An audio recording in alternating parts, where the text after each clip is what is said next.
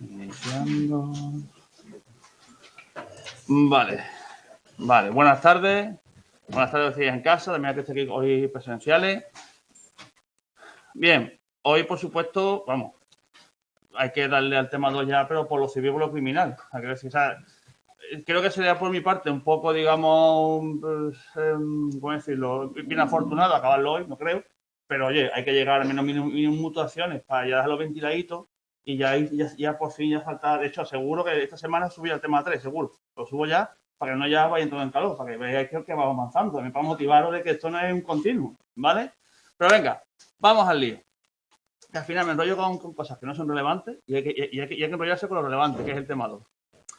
Bien, nada, hoy vamos a empezar ya a profundizar ya la parte de genética molecular, ya viendo las fases, digamos, propias de la transcripción, la traducción y la duplicación. O sea, de hecho, vamos a empezar por el principio, que es la duplicación. Si recordáis, cuando hablamos de la meiosis, dije que al principio, antes de la profase 1, había una duplicación del ADN, ¿no? Que era que todo se duplicaba para tener más copias, para poder generar más células haploides, ¿no? Que era duplicar todo el ADN. Pues, ¿eso cómo se hace? Realmente parece algo muy complejo, pero no lo es. En serio. Hay que entender cuatro fases, 4 highlights, por así decirlo. Primero, toda la duplicación del ADN, que es duplicar todo el ADN, toda la molécula de ADN, la hace una enzima, que es la ADN polimerasa. ADN, que polimerasa, que duplica, multiplica el ADN. Así de sencillo. Y además, lo tenéis que contemplar que esta enzima es capaz de leer la secuencia de nucleótidos. ¿Y qué hace? Pues va leyendo las dos cadenas de ADN y le va colocando los nucleótidos que le corresponden siguiendo el qué. El principio de complementariedad. Me explico. Donde hay una timina, ¿qué va a colocar? ¿Qué? Adenina. Vale. Y si hay una guanina, ¿qué va a colocar? Pues tal cual. Es una enzima que es especialista en leer ADN y conoce las reglas de los principios de complementación. Se va leyendo y donde encuentra una timina, pues pone una adenina. Donde encuentra una guanina, pues así. Así de sencillo. Claro, ¿qué ocurre? Como el ADN de una célula, digamos, del cuerpo humano, cualquiera, es enorme, se abren muchos puntos de replicación a la vez para que vaya más rápido, porque si no se puede pegar años haciendo esto.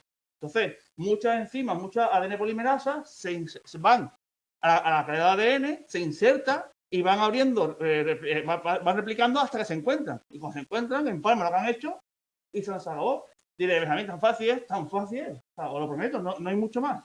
¿Vale? Entonces, ¿qué tenéis que saber? Que la enzima es la ADN polimerasa, que lo hace siguiendo, que va duplicando las dos hebras, siguiendo el principio de complementariedad, usar donde hay adenina, pone timina, donde hay guanina, citosina, así. Y que como el ADN es enorme, se hacen muchos puntos a la vez. Se acabó. Se hacen 3 fases, sí, pero para organizarlo, obviamente, ¿no? Muy sencillo, veréis. Primera fase, el ADN es una doble cadena, ¿no? Unida. ¿Qué hay que hacer? Abrirla. Entonces lo que se hace es que se van abriendo horquillas, pensad en una cremallera que cierra más, ¿no? Que se abre. Pues se van abriendo diferentes horquillas, que eso lo hace la helicasa, que ahí lo deja el nombre, helicasa, y lo que hace es que rompe las uniones de los nucleótidos para que se pueda meter la polimerasa, porque si no, no entra. ¿Y la que hace? Pues empieza a duplicar, empieza a poner complementarios en las dos cadenas. Una la hace continua, que es la que veis abajo, la hace continua. ¿Por qué? Porque la polimerasa es muy restrictiva, digamos que tiene sus cositas, tiene sus manías, y solo es capaz de leer en dirección 3', 5', que digamos, es una dirección de lectura. Porque es así, digamos, es muy tiquismiquis. Entonces, una hebra, que es la que tiene esa dirección, la hace continuo, va leyendo y va duplicando, poniendo nucleótidos de forma complementaria, y la de arriba, como va en dirección contraria, y ella no puede leerlo en esa dirección, lo que ocurre es que otra enzima, ¿no? Es un cebador, le va como lanzando, le va como ayudando. O sea, lee un poquito para que ella se enganche y siga leyendo. Entonces, lo hace a poco a poco, lo hace como a trocitos. Por eso la duplicación de la hebra 3', 5' se llama duplicación continua, porque la enzima va leyendo de forma continua, pero el nucleótido de forma secuencial, Y la que no es saltatoria, porque lo que hace es que una enzima, que es un cebador, que lee un poquito, la otra se engancha y lee, y suelta. Lee otro poquito, se engancha, lee y suelta. Es saltatoria, que va a trocitos, y después se van palmando. Pero que se, de hecho, estos pies de figuras, no puedo que sea muy importante. Siempre tenéis que entender que una hebra es una replicación continua, porque la dirección es la que sabe leer la polimerasa, y la otra es saltatoria, porque va en contra de su lectura. Entonces, para que pueda leerlo, lo que hace es que otra le va dando cebadores, le va cebando, le va como ayudando un poquito. Le lee 3 para que ella pueda seguir hasta 6 y suelta. Le lee otros 3, ella se engancha, le hasta 6 y se suelta. Va a salto. Estos fragmentos pequeñitos de duplicación se llaman fragmentos de Okazaki, porque fue que lo descubrió. Y ya está. ¿Vale? Lo que tenéis que entender que cuando acaba toda la duplicación, que tenemos dos cadenas exactamente iguales, ¿sí o no? Porque la base de arriba son complementarias entre sí, ¿no? Por lo tanto, su duplicación es completamente complementaria. ¿Qué hace cada cadena que está duplicada? Se enrolla y forma las dos patitas de un cromosoma. ¿Recordáis eso? ¿Sí o no? Eso que empieza muy a saco, venimos de un puente, tal, pero me vais siguiendo. ¿Sí? ¿En serio? ¿No hay más? Esta duplicación. Diréis, a ver, el libro pone, el libro es eso. Eso es lo importante. ¿Quién lo hace? ¿Cómo lo hace? ¿Y qué obtiene? Dos cadenas iguales. Cada cadena se enrolla un montón y forma las dos patas del cromosoma y se unen, ¿no? Y ya puede a reproducirse, ¿vale? Evidentemente esto no es perfecto, evidentemente. Porque, fijaros, tiene que leer un código enorme y poniendo nucleótidos complementarios de forma exacta. Hay errores. De hecho, la mayoría de las mutaciones, como veremos más adelante en el tema, se debe a fallos en la duplicación. Que se equivoca, a lo mejor un nucleótido no es el correcto. En vez de cuando pone la timina, pues pone citocina en vez de adenina y se equivoca. Normalmente, eso se corrige, porque cuando acaba toda la duplicación, viene otra enzima y empieza a verificar que el código es correcto. Y cuando es correcto, ella rectifica. Y lo hace. Y aún así, siempre hay fallos. O sea, cada vez que duplicamos el ADN, acumulamos fallos. Eso es el envejecimiento. O sea, por eso las células envejecen. Aparte del oxidativo y los signos reactivos, todo eso también. Pero es que cuanto más nos duplicamos, cuanto más mitosis, cuanto más acumulamos errores. Y en un momento el error ya es crítico. O sea, la célula pues muere. Sale por otra, pero igual acumula fallos. Entonces, de hecho, lo vemos más adelante, la mayoría de las mutaciones que tenemos, que son inocuas, neutrales, no pasa nada, son mutaciones relacionadas con esto. Con fallos en la transcripción, fallos puntuales, de un nucleótido. Pero claro, fijaros, estos son miles de millones de nucleótidos. Contra es normal que alguno falle, es que por probabilidad, ahí lo tenéis, ¿no? Uno de cada 1.000.000. O uno de cada 1.000.000.000. Diréis, contra eso no es nada. Una vez, pero y otra vez, y otra vez, y otra vez, se acumulan. Y al final, bueno, pues hacerlo pues, llega a ese crítico y pues hacer que no. ¿Vale? Entonces, lo vemos antes. Yo puedo decir que la mayor fuente de mutación es la duplicación del ADN. Por estos fallos puntuales de un nucleótido, eso se llaman. De un nombre, se llama polimorfismo de un nucleótido. Porque es una secuencia perfecta todo por un nucleótido. Pues a veces es suficiente para que la mutación sea significativa. Normalmente no, ¿eh? Vamos, en el 90%, pero a veces que sí. Ahí está la evolución. Tema 5, tema 4, ya llegaremos a eso. Pero quedad con eso. Es la fuente de variabilidad, es la fuente de cambio. Que me enrollo. ¿Vale? Entonces lo he dicho, en procariotas, como tienen muy poco ADN, muy cortita la cadena, una sola ADN polimerasa, se ventila entero.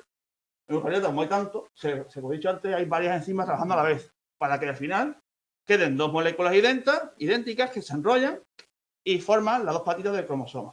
Tal cual. Y os prometo, sin trampa ni cartón, que esto es la replicación, ni más. Que parece algo totalmente digno de una película de terror, y no hay nada más. Es eso. ¿Quién lo hace? ADN polimerasa. ¿Qué hace? Lee las dos cadenas, una continua y otra de forma saltatoria. Y va leyendo nucleótido y colocando el complementario. Pim, pim, pim. Hasta que tiene dos moléculas exactamente iguales, dos cadenas iguales. Que se corrigen los errores después, pues claro, porque hay fallos, se enrollan y forman las dos partes de cada cromátido del cromosoma. Se unen y tienen un cromosoma. Se acabó. Nombres importantes. ADN polimerasa, hay que recordarlo. Y que lee en T'5'. Se acabó. En serio, no hay más. Pero lo que es obvio es que el ADN porta información, ¿sí o no? Lo que dijo Méndez, ¿no? Lo que lleva factor hereditario.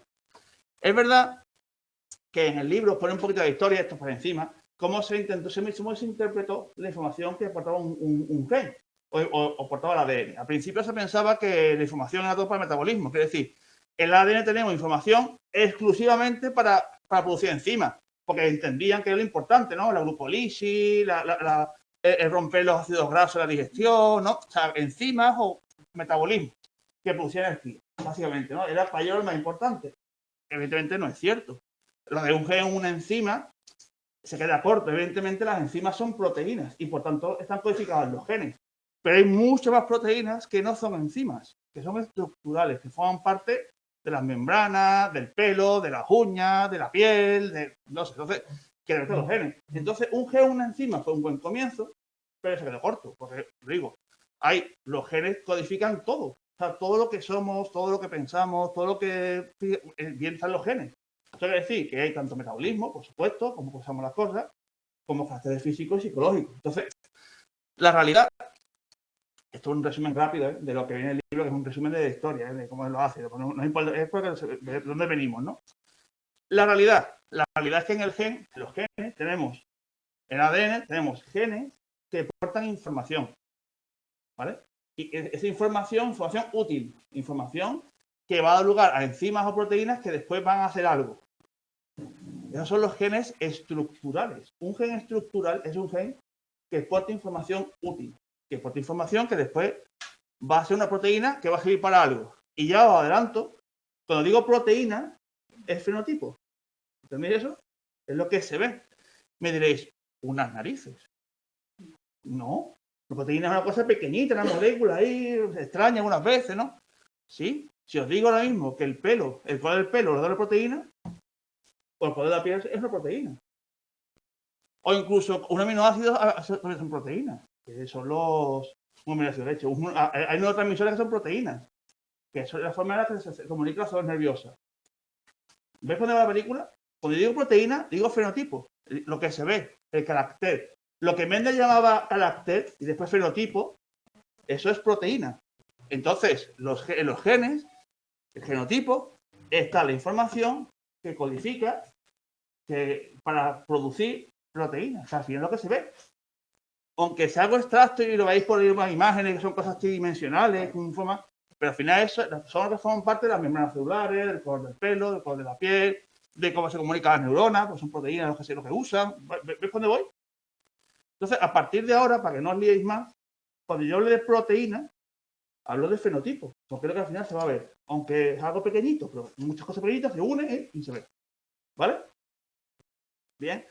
Pero claro, en el ADN no todos los genes dan proteínas. Ya vemos que hay genes que no hacen nada. Están ahí por estar. Para darle, digamos, consistencia a la molécula. Y hay otros genes cuya información no es para proteínas, es para producir elementos necesarios para el proceso que va desde el gen hasta la proteína. Por ejemplo, el ARN. Hay genes cuya función es la de producir elementos, por ejemplo, el ARN transferente, por ejemplo, que son necesarios para convertir un gen en una proteína. ¿Veis por dónde voy? Entonces, hay tres tipos de genes. Estructurales, que son los que portan información de proteínas, ya saben, enzimas o no, proteínas, por ejemplo, proteínas. Genes que no hacen nada, están ahí para darle consistencia a la molécula. Y genes que dan lugar, que están para dar lugar para producir la maquinaria necesaria para convertir un gen en una proteína. ¿Más o menos? Vuestras caras me asustan un poco, pero creo que más o menos lo voy pillando, ¿no? Sí, digamos que esa pregunta es un poco que sí. Digamos que lo que estamos formado por proteínas principalmente, pero también por ácidos grasos, que decir, no son solo proteínas, pero que lo que depende de los genes son las proteínas, eso por supuesto. Y me diré, Benjamín, pero yo como proteína en mi alimentación. Sí, tú las comes y las descompones en aminoácidos para utilizarlos después como materia prima para hacer tus genes. Claro. Ahí está la película. Venga. Entonces, ¿quién fue el que le dio sentido a todo? El que ya cogió a Mendel y le dio, digamos, o relacionó a Mendel, mejor dicho, con la genética molecular. Fue el Crick. De hecho, Esto le gusta un montón al equipo docente y con razón. El dogma central de la biología. ¿Cómo? Del ADN, aquí, se pasa a ARN gracias a la transcripción, lo veremos hoy, y cómo del ARN se pasa a polipéptidos, proteínas, a través de la traducción. Si os dais cuenta, es lo que decía Mendel, ¿no? De los genes, del genotipo, al fenotipo, que es la proteína, un polipéptido de la proteína, es lo mismo, un sinónimo, ¿vale? No os liéis, ¿vale? Y cómo el ADN se perpetúa o se perpetúa a lo largo de las especies y a lo largo de la descendencia a través de la replicación, ¿no? Lo hemos visto, ¿no? Yo me replico antes antes de la mitosis y antes de la meiosis, el ADN se replica, ¿no? Se duplica, es lo mismo, replicación, duplicación es lo mismo, ¿vale?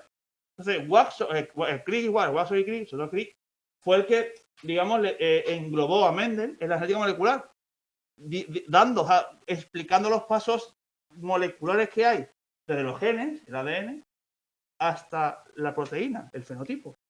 Primero hay que transcribir el ADN a ARN, lo veremos hoy, y después traducir el ARN a polipéptido. Polipéptido es proteína, proteína es fenotipo, es carácter, lo que se ve. Eso es el ADN al servicio de la expresión, al servicio de Mendel, ¿no? De genotipo a fenotipo. Pero es que el ADN también está al servicio de la transmisión, de la herencia, que es la replicación, ¿no? Es decir, el ADN se duplica antes de la división celular, antes de la reproducción, ¿no? Antes de la meiosis, ¿sí o no? Esto gusta mucho, o sea, el equipo docente creo que se lo pregunta, esta figura pregunta casi siempre los exámenes. Yo lo diré siempre, pero que cae mucho. Entonces, echarle cuenta en el libro, hasta ahí puedo leer, ¿vale? Como todo no es perfecto, este dogma fue muy potente durante muchos años hasta que se encontraron algunos virus. Hay algunos virus, es decir, esto se aplica a todos los seres vivos, a todos, salvo, y aquí viene siempre un asterisco, salvo los virus que utilizan ARN como como almacén de información. Esos virus son los virus de ARN. Claro, ellos, sabéis que un virus, para poder reproducirse y subsistir, infecta una célula, le inserta su ADN, lo inserta en la maquinaria que vamos a ver hoy, para producir más virus, ¿no? Como que utiliza la maquinaria de la célula para que su ADN pase a más virus, ¿no? Que se convierta en virus. Eso los virus que usan ADN como materia de información.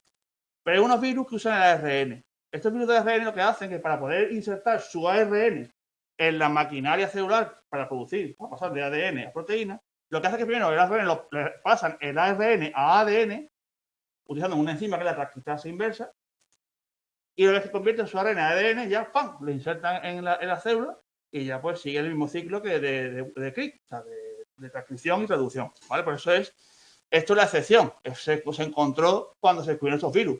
Hasta esa fecha, todos los vivos, el ADN era su molécula de igual información, era como su biblioteca.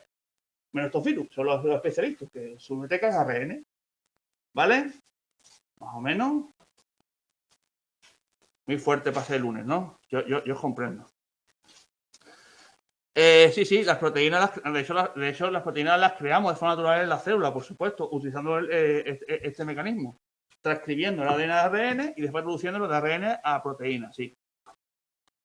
El ARN está suelto por el núcleo. No, el ARN se produce en el núcleo y se libera al citoplasma, lo vemos hoy, ¿vale? Y ahí hace su función.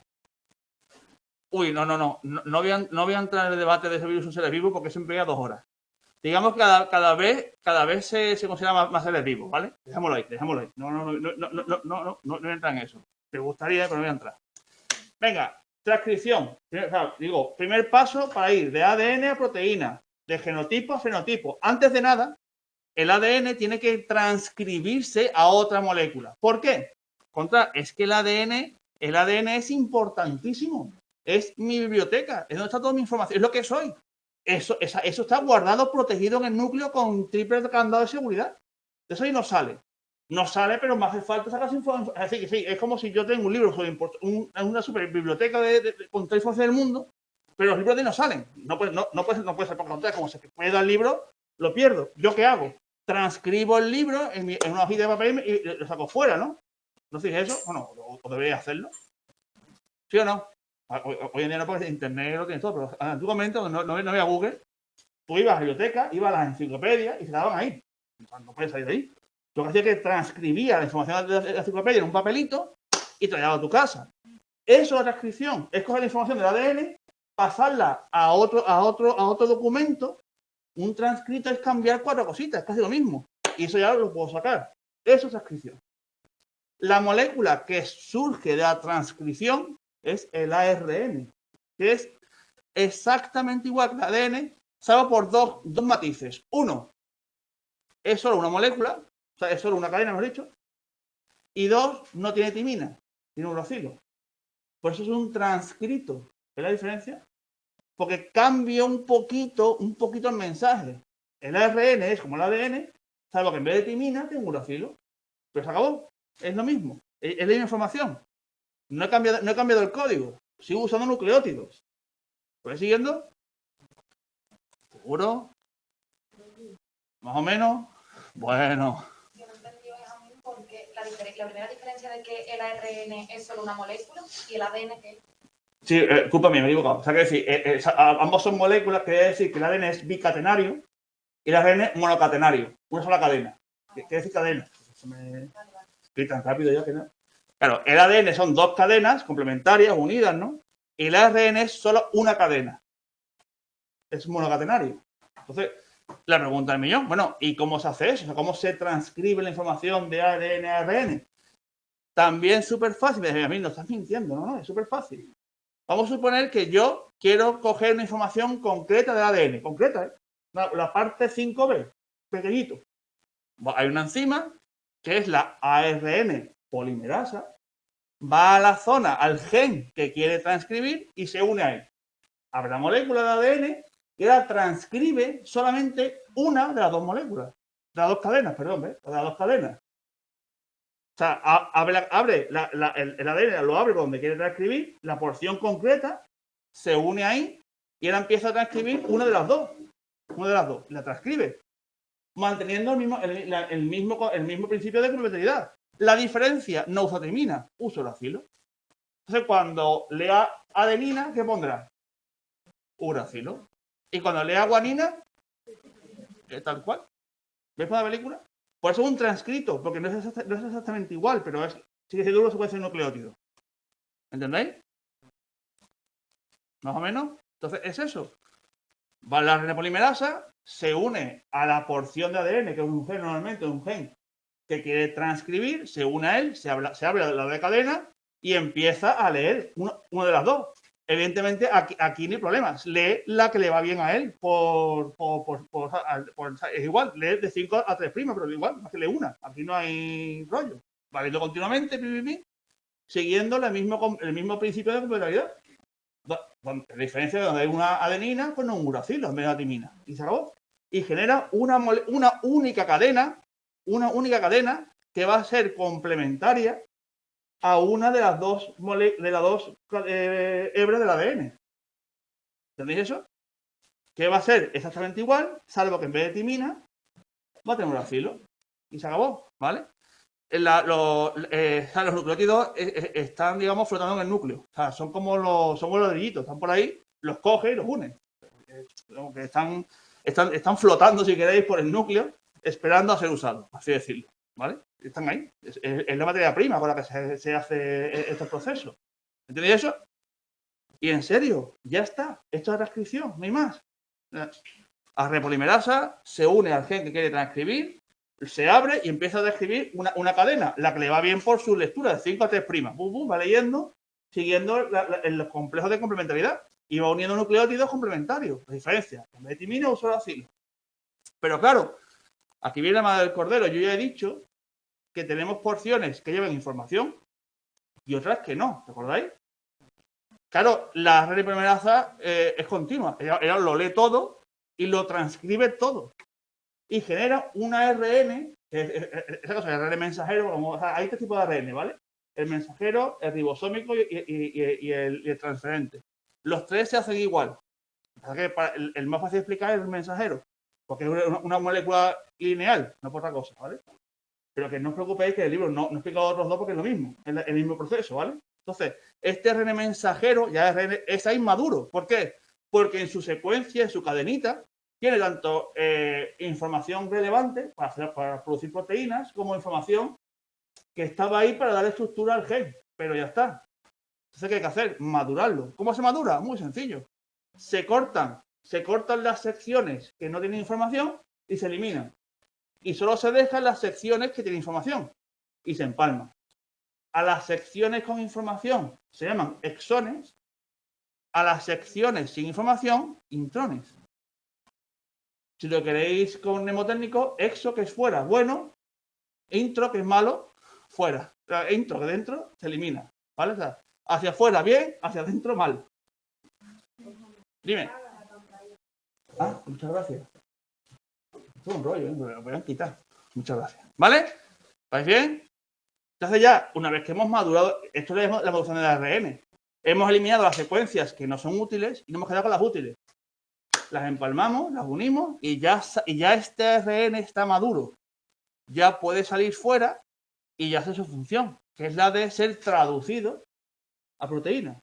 ¿Vale? Porque es el mensaje. Es decir, el mismo mensaje, la misma información que había en el ADN para producir una proteína está en el ARN. La diferencia es que este se puede sacar fuera del núcleo, usarlo y después destruirlo. Porque es como el hoja en sucio. ¿Entendéis eso? ¿Bien? Más o menos. Sí, yo os comprendo. Es la parte más fea es la parte más fea del cuatrimestre, pero con diferencias, ¿eh? Pero vamos a superarla. Venga, podemos con ella. ¿Vale? Pero ahora viene lo más importante. Porque estoy diciendo, los genes tienen información, ¿no? Esta información se transcribe, se usa para hacer proteínas. Pero ¿cómo narices? ¿Cómo está guardada la información en los genes? O sea, ¿cómo un gen que no es más que una secuencia de nucleótidos ACG, ACGG, eso implica proteína? ¿Eso cómo se sabe? Porque existe un código genético, un código que es un lenguaje. Quiero decir, un lenguaje como que somos nosotros, quiero decir, al igual que yo, de forma más o menos acertada, palabras, uno consonante y vocales para producir una palabra, palabra para producir una frase, eso es igual para el es decir, cada nucleótido es una letra, mejor dicho, es una letra. Un conjunto de nucleótidos es una palabra, ¿no? Varias palabras es una frase, la frase es la proteína. Entonces, lo único que tienes que memorizar, que entender, es cómo juntamos los nucleótidos para producir una palabra. Y cómo las palabras se unen para producir una frase. La palabra es el aminoácido. La frase es la proteína. Diréis, espérate, yo me estás liando. ¿Qué es ese aminoácido? Una proteína, que es la molécula, que es el fenotipo, que es lo que se ve, está formada por muchos aminoácidos. Por muchos, o sea, por miles de millones, muchos aminoácidos. Mal hecho, está formada por aminoácidos unidos de forma secuencial. O sea, uno tras de otro, para que después se pliega, se dobla, bueno, muchas. Pero si tú la proteína la disgregaras y la extendieras, es una secuencia lineal de aminoácidos. Que empieza por uno y acaba por otro. Cada aminoácido es la palabra. Porque juntando todas las palabras, tengo toda la frase, que es la proteína. Creo que tiene significado, ¿no? Yo puedo decir casa, y dices, pues muy bien. Yo digo mi casa, dice, es algo más. Digo mi casa es verde, ya sabéis que que tengo casa, que no es poco, y que encima es verde. ¿Entendéis eso? Entonces, esa proteína es una secuencia de aminoácidos que, en una secuencia concreta, muy ordenada, que tiene significado. ¿Vale? Pues bien, cada aminoácido, que es la palabra, está codificado en el ADN. ¿Cómo? Con secuencia de nucleótidos, que son las letras, ¿no? Cada 3 nucleótidos en el ADN significa un aminoácido. Yo qué sé. Pues AAA, la adenina, significa tirosina, que es un tipo de aminoácido. CCC, pues significa prolina. ¿Entendéis ya? Quiere decir, en el ADN está la información de las proteínas, pues cada 3 nucleótidos consecutivos significa un aminoácido. ¿Vas pillando? Claro. Voy de 3 en 3 y voy sacando aminoácidos, voy sacando palabras. Cuidado, tanto la palabra como la posición. Que es importante, ¿no? No debemos decir, mi casa es casa mía. ¿Verdad que no? ¿Veis para la película? Entonces, Lo que tenéis que saber, en serio, es que los 21 aminoácidos que componen las proteínas, que no hay que sabérselo, no memoricéis, no hay que sabérselo, son todos estos, glicina, citeína, histidina, bueno, un montón, ¿vale? Todos estos aminoácidos, que son los que consumimos con la dieta, cuando tú comes proteínas en tu dieta, tus temas digestivos los descomponen aminoácidos, que después se cogen, se transportan para ser usados como ladrillitos. ¿Vale? Es verdad que algunos somos capaces de reproducirlo, pero los que menos. Pero ¿ves cuando ves la película? Entonces, claro, todos estos aminoácidos, su información está codificada en el ADN, en secuencia de 3 nucleótidos. Cada 3 nucleótidos en el ADN significa un aminoácido. Estos son un triplete. Un triplete es una secuencia de 3 nucleótidos que significa un aminoácido. Ahora lo mostraré. No hay que aprendérselo, ¿eh? No, mucho menos. Es imposible. ¿Vale? Eso es un código, hay que estudiarlo, no hace falta. ¿Entendéis eso? Cada 3 nucleótidos, cada triplete significa un aminoácido. Pero claro, el ADN no sale, ¿verdad que no? No sale. ¿Yo qué he hecho con el ADN? ¿Lo he transcrito a qué? ARN. Siguiendo la misma secuencia, ¿no? Pues cada 3 nucleótidos de ARN, perdón, que son complementarios a los 3 del ADN, se llama codón. O sea, un codón es el triplete, es el complementario al triplete. Un ejemplo práctico, ¿vale? Vamos a suponer que en mi ADN un codón es AAA. ¿Cuál es borra eso. En el ADN un triplete es AAA. ¿Cuál será el codón en el ARN? Es su codón, ¿no? Porque es su transcrito, ¿no? Es su complementario. Más difícil. Si en el ADN el triplete es ACG, ¿cuál será su codón en el ARN? Mensajero. UCC. ¿Veis poniendo la película? Entonces, un codón en el ARN es el complementario del triplete del ADN. ¿Quién lleva la información? Los dos, ¿no? Y los dos es el mismo aminoácido, en este caso por prolina, por ejemplo. ¿no? AA es prolina. Si AAA es prolina, UU es prolina, sí, es su codón. La información está en el ADN. La transcribo en ARN y la saco fuera, pero no pierde significado, es lo mismo, es prolina. ¿Va bien? ¿Puro? Pues es lo más difícil de entender esto, en serio. En serio, es entender que es un codón. Un codón es 3 nucleótidos complementarios del ADN, del triplete de ADN, que porta información para un aminoácido concreto, para ese. ¿Veis bien? El codón es ARN, triplete ADN, siempre. Triplete ADN, codón ARN. ¿Vale? Por supuesto, el código tiene unas reglas muy sencillas. Primero, es redundante, quiere decir, claro, solo tengo 20 aminoácidos y en cambio tengo infinidad o muchas más combinaciones de triplete y de codones, ¿no? Lo que ocurre es que diferentes codones van a dar un mismo aminoácido, que sé, AA es prolina, pero también puede ser CCC o GGG o ACG. Ahora, AA es solo prolina. ¿Os lo muestro? Aquí lo tenéis. Esto hay que aprendérselo, ¿eh? No hay que aprendérselo. Pero por ejemplo, serina, que esto es serina, pues puede ser en codón, ya en ARN, ¿vale? Si es ARN, es UCU, UCC, UCA, UCG, ¿vale? Pero UCU solo es serina. Solo serina. Ahora, para simplificar, para agilizar la traducción, diferentes codones sirven para un mismo aminoácido. Pero, oye, que UCU es solo serina, no va a ser otra cosa. ¿Entendéis eso? De hecho, esto es pregunta de examen normalmente. Son muy tramposillos, una vez no son tramposillos, lo que pasa es que queda grabado, claro. Pero os ponen secuencias así y os dicen, ¿qué es ARN o ADN? ¿Esto qué es ARN o ADN? ¿Por qué es ARN?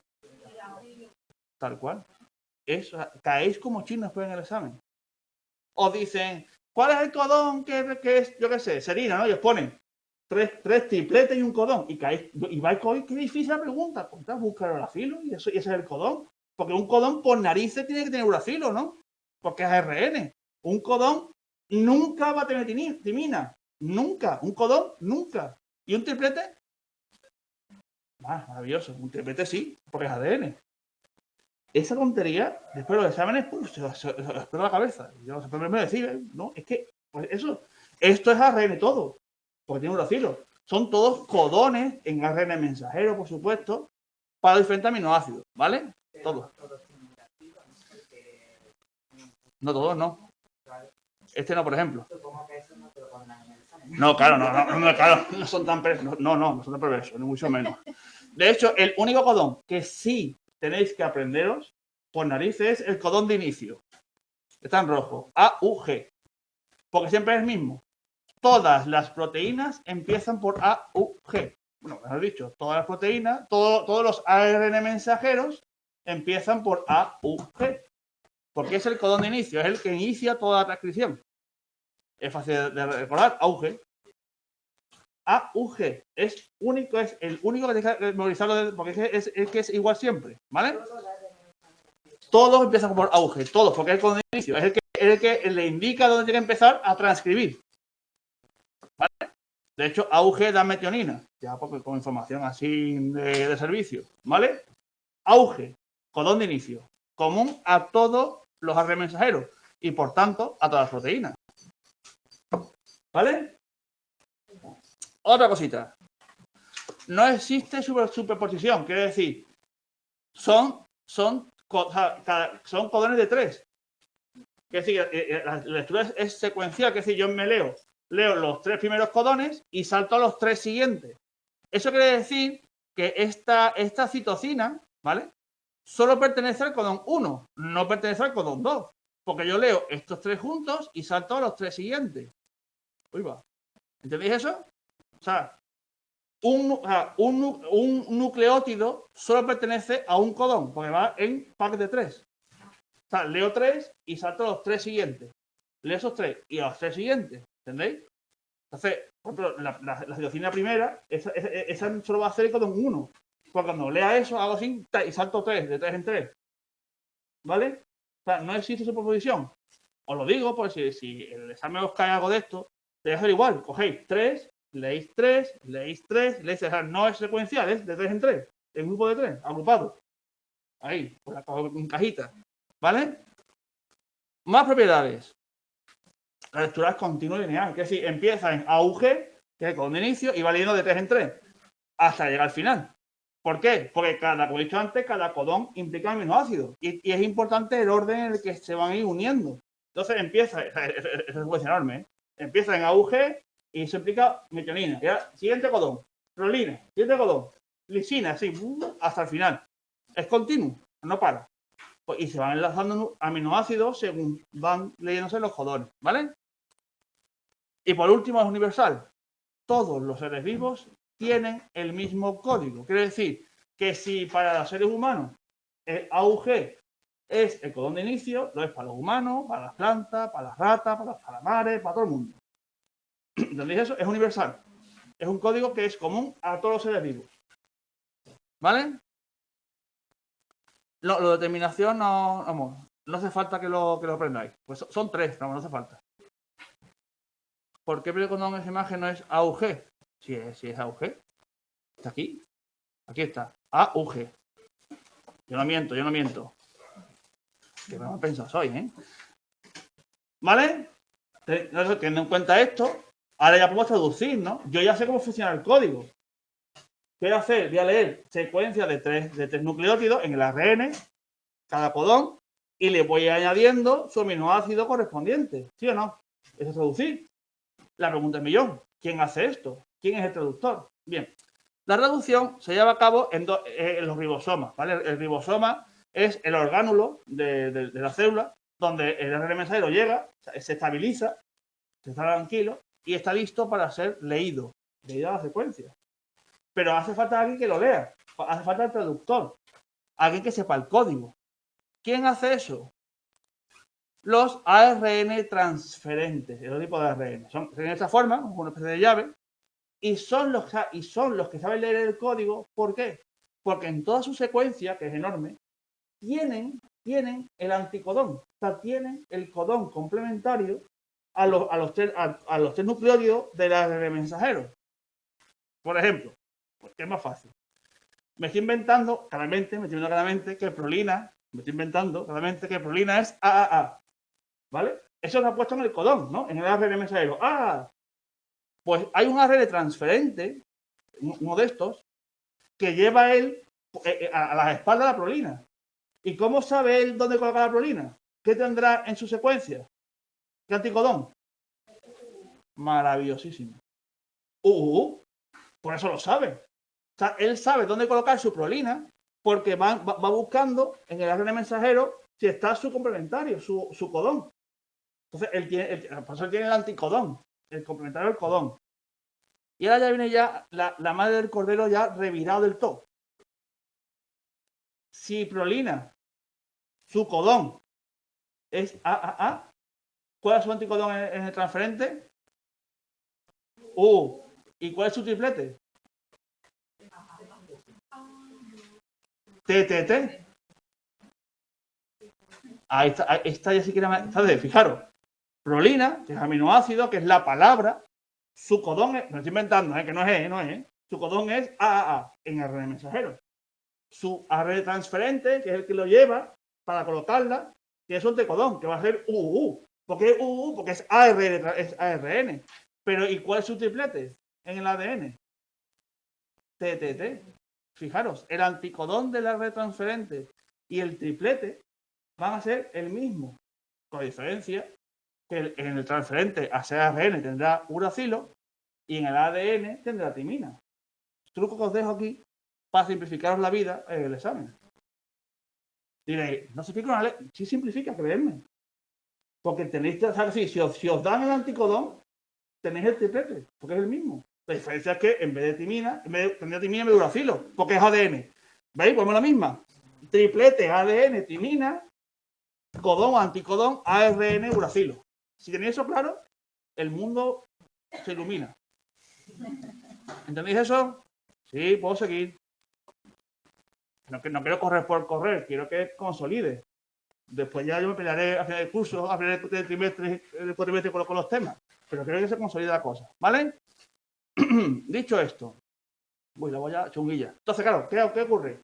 El ARN mensajero llega al ribosoma y entonces tiene un sitio de lectura donde se engancha el primer codón, ¿no? Auge, que es el inicio, y llega el transferente que tiene el anticodón de auge, ¿vale? Que porta metionina, porque es el aminoácido primero de todos, porque significa auge, ¿vale? Ahí. Y lo engancha. Los engancha, se mueve tres posiciones, el mensajero, y pasa al siguiente codón, que en este caso es CCG. ¿Cuál será el anticodón de CCG?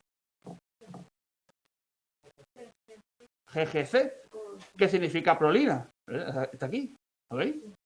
Que significa prolina. Y llega, lo lee y engancha la prolina. Y ya tengo ya 2 aminoácidos. Y voy leyendo que hay 30 codones o 30 aminoácidos. Que hay 100 codones, 100 aminoácidos. Y cuando se han hecho todos, o sea, cuando ya lo he leído todo, hasta el final del ARN mensajero, pues puedo tener una cadena de 300 aminoácidos. Esa es la frase entera. Es el significado. Y eso pues se pliega, se enrolla y a funcionar. El fenotipo, lo que se ve, lo que se expresa, lo que el Bender decía que eran los caracteres. ¿Tenéis eso? Pues fijaros, hemos pasado de ADN a ARN con la transcripción, que es cambiar de timina por uracilo, y de ARN a proteína con la traducción, siguiendo el código. Cada 3 nucleótidos de ARN, que es un codón, significa un aminoácido. Que lo hace el transferente, lo voy leyendo y lo voy poniendo. Y diréis, a mí eso parece muy fácil, sin dicho, pero es que es así de fácil en realidad. Realmente es mucho más complejo, pero es lo que tenéis que saber. Después os pueden liar con la C, con la G, con la T. Tenedlo claro. ARN que tiene siempre, o que tiene uracilo, timina. Y ADN, timina o uracilo. ¿Tienes eso claro? Creedme que el mundo es mucho más maravilloso. Porque es la clave, en serio, es donde os pueden coger. Todo lo demás es hacer complementarios, ni más. ¿Vale? Bueno, ese es la imagen final, ¿vale? Con todo el proceso. Claro. A ver, perdón.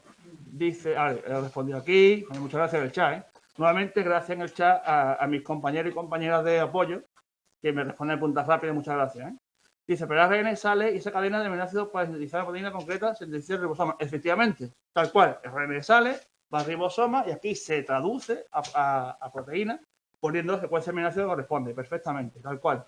¿Vale? Dicho esto, la regulación, claro, evidentemente, no el ADN, o sea, todas las células tienen el mismo ADN, es decir, la misma molécula. Pero evidentemente no todas lo usan todo. Cada célula usa los genes que le son útiles para su función. ¿Entendéis eso? Eso es la regulación de la expresión génica, lo que se expresa, lo que se usa. Y hay dos tipos de expresión génica, de regulación, mejor dicho.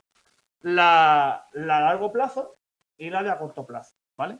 La regulación a corto plazo es la regulación que se hace durante la vida útil de la célula. Es como la célula usa unos genes y otros no. Y dentro de que usa unos genes y otros no, no siempre usa los genes de la misma manera. ¿Por qué? Porque, como comprenderéis, cada célula usa los genes en función de su función, como hemos dicho. Y también en función de lo que está haciendo en ese momento. Un ejemplo clarísimo de eso es cómo podemos regular cómo se expresan los genes en todos los pasos. O sea, yo puedo bloquear la expresión de un gen impidiendo que se transcriba a ARN o incluso impidiendo que se traduzca a proteína. O incluso bloqueando el gen para que ahí no entre nada, para que le eche el cerrojo.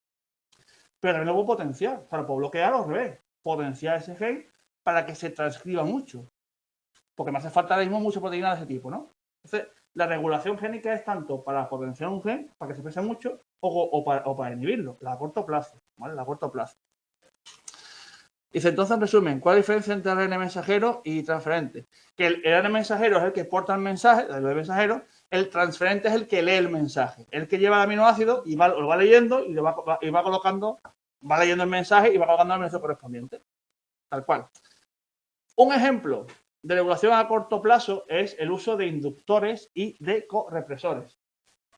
Le dice el nombre, ¿no? ¿Qué hará un inductor? ¿Fomentará la transcripción o la suprimirá? Es un inductor, muy bien. ¿Y qué hará un correpresor? Bloquear la transcripción, ¿no? De hecho, un correpresor lo que se hace es que se une a otra molécula e impide que ese ADN se transcriba. Impide que ahí se una la repolimerasa para que lo transcriba. Y un inductor lo que hace es que elimina o desbloquea secuencias de genes que hacen falta que se transcriban, ¿vale?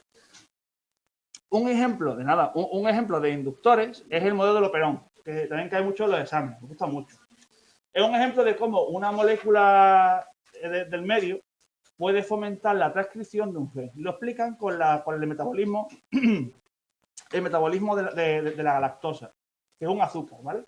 Entonces hay bacterias que usan este azúcar como fuente de energía. Para eso hace falta una enzima concreta, la beta-galactosidasa, que lo que hace es que el azúcar lo procesa por tener energía, ¿vale? Lo normal es que estas células, en un entorno normalito, pues tengan, yo qué sé, 20 moléculas, 20 enzimas, ¿vale? 20 enzimas, porque no hace falta más, ¿no? Y ahora de repente esa bacteria que va por el mundo, se encuentra una cantidad enorme de azúcar, enorme. Y dirá, ostras, es mi momento. Voy a empezar aquí a producir mucha enzima, ¿no? Para alimentarme de ese azúcar que me he encontrado, ¿no? Claro, entonces las 20 enzimas que hay por ahí dando vueltas empiezan a romper la galactosa, ¿no? Y para conseguir energía. Al romper esta galactosa genera un producto de desecho, ¿vale? Que de aquí, que es la alolactosa, que es como el producto resultante de romper el azúcar, ¿vale? Pues curiosamente esta alolactosa es un inductor. ¿Por qué? Porque se une al represor y hace que se libere el gen para la enzima que rompe la galactosa. Porque es un inductor, porque fijaros, eso quiere decir que el producto de desecho del metabolismo de la galactosa hace de inductor, porque su presencia en el medio libera el gen que porta información para producir más enzimas. Claro, cuanto más producto de desecho haya, habrá más inductores, por tanto habrá más transcripción del gen, por tanto habrá más enzimas, lo cual hace que haya aún más metabolismo, más inductores, ¿ves? Es en cascada. ¿Hasta cuándo? Hasta que ya no hay azúcar, ¿no? Cuando no hay azúcar, no hay metabolismo, no hay producto de desecho, no hay lactosa. Se desaparece del medio. Y los represores vuelven a bloquear los genes. Es normal, ¿no? Ya no hace falta. Fijaros, un producto de desecho ha conseguido modificar cómo se expresa un gen. Lógico, ¿no? Es decir, claro, cuando hay azúcar, hay metabolismo. Por tanto, implica que hay productos de desecho. Por tanto, implica que hace falta enzimas. Entonces, acto como inductor, se liberan los genes, se transcriben y traducen las enzimas, funcionan. Y claro, cuanto más funcionamiento hay más productos de desecho, más inductores. Hasta que se acaban. Cuando se acaban, desaparecen. Si desaparecen, vuelven los represores y bloquean nuevamente los genes. Es normal, ¿no? Ya hay azúcar, no hace falta enzima. No, eso es distinto. La intolerancia a la lactosa se debe a que no son capaces de absorberlos por el intestino. No tiene nada que ver con esto.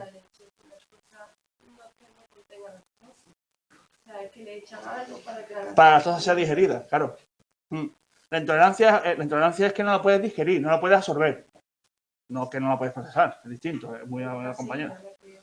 Efectivamente, pero que eso ya es que ver, como yo me rollo mucho, pero es que si no puedo. Ojalá pudiera. Estoy aquí 20 horas a la semana, pero no puedo. Eso a corto plazo. Pero también hay una regulación a largo plazo, que es la regulación que ocurre durante la gestación. Claro, todas las células del cuerpo en el embrión tienen todos los genes, ¿no? Pero después, evidentemente, una célula del hígado no es igual que una célula del corazón. ¿Verdad que no? Ni en forma ni en función. Eso es porque hay unos genes que expresas y otros que no son genes que le va a dar su función. Entonces, durante el desarrollo embrionario, en todas las células del cuerpo hay genes que se bloquean para siempre. Porque no va a tener, que nunca usa la célula para su función como célula del corazón, como célula hepática o como neurona. Esta regulación a largo plazo hace que es un bloqueo permanente de ciertos genes. Y se puede hacer de muchas maneras. Por metilación, por condensación. O sea, metilación es que añade un metilo al ADN e impide que ahí accedan las redes polimerasas. No se puede. O por condensación. Llegan de forma tan bestial el ADN que es imposible que accedan a ellas las redes polimerasas. O sea, tienes que entender que la regulación a largo plazo es la que ocurre durante el desarrollo embrionario. Es la que ocurre durante la gestación. Es como se diferencian las células de células pluripotenciales a células cardíacas o células del hígado o células neuronas. ¿No? Porque solo van a utilizar algunos genes, los propios de su función. ¿Entendéis eso? Entonces es a largo plazo porque una vez que se regula, se acabó. Ya, de hecho, todas las teorías estas para intentar volver a hacer células madres de células, digamos, adultas, es revertir esto, que es muy complicado. Pero es una célula de la piel y ahora trabajar sobre sus genes para desbloquear los genes propios de células cardíacas. Muy complicado. Pero parte de los tíos por ahí. Para revertir esta revolución a largo plazo en células, digamos, ya diferenciadas. ¿Vale? Bien, y si de hecho si hay una hipercondensación, es el tema de la inactivación del cromosoma X, que veremos al final del tema. Las mujeres tenéis 2 cromosomas X, pero solo uno es funcional. El otro está hipercondensado, formando la cromatina de Barr. O sea, está totalmente, porque, digamos, si no tendríais el doble de información, que eso no es bueno, porque en genética el exceso y la falta es igual de malo, ¿vale? Entonces, aunque hay 2 cromosomas X, uno no funciona, está hipercondensado, que es la cromatina de Barr, para que no funcione y solo usáis uno. Así tenéis la información necesaria, no de más, no duplicada. Y diréis, pero es injusto, pero no me tiene XY. El cromosoma Y no vale para nada. Está ahí pequeñito, tiene 4 genes y poco más. O sea, no es una ventaja, creedme. ¿Vale? Jolín, voy calafónico. Venga, como quedan 5 minutos, voy a introducir la mutación. Al final hemos avanzado bastante, estoy contentillo. Hemos pasado la parte más feilla. La mutación. Venga, os hablo de las mutaciones a grandes rasgos y después ya dejamos aquí porque ya seguro ya acabamos el tema, seguro. La semana que viene. Las mutaciones es una anomalía o una aberración en la secuencia de ADN, ¿vale?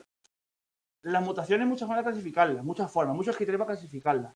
En el libro ponen los más comunes, o los más comunes para su estudio, para clasificarlas y para que sea más fácil de entender, ¿no? Los criterios más comunes son o por su causa o por el tipo de célula afectada. Por su causa quiere decir lo que ha provocado esa mutación. Y hay muchas causas. Espontáneas, que son las más comunes, que dije antes, ¿no? Por fallos durante la duplicación. son las más comunes, cuando falla en corregir los fallos de la ADN polimerasa, ¿no? Los más comunes, que son las que generan más mutaciones, pero verdad que son los más inocuos normalmente. Pero también la mutación puede ser por causas externas, por un agente externo, que puede ser químico o realizado por una radiación, agente químico, toda esa cancerígena que alteran nuestro ADN. La pregunta es mía. Entonces, ves a mí un cáncer que suele ser producir una mutación en el ADN, ¿siempre es por causas propias o por causas ajenas? Depende del tipo de tumor.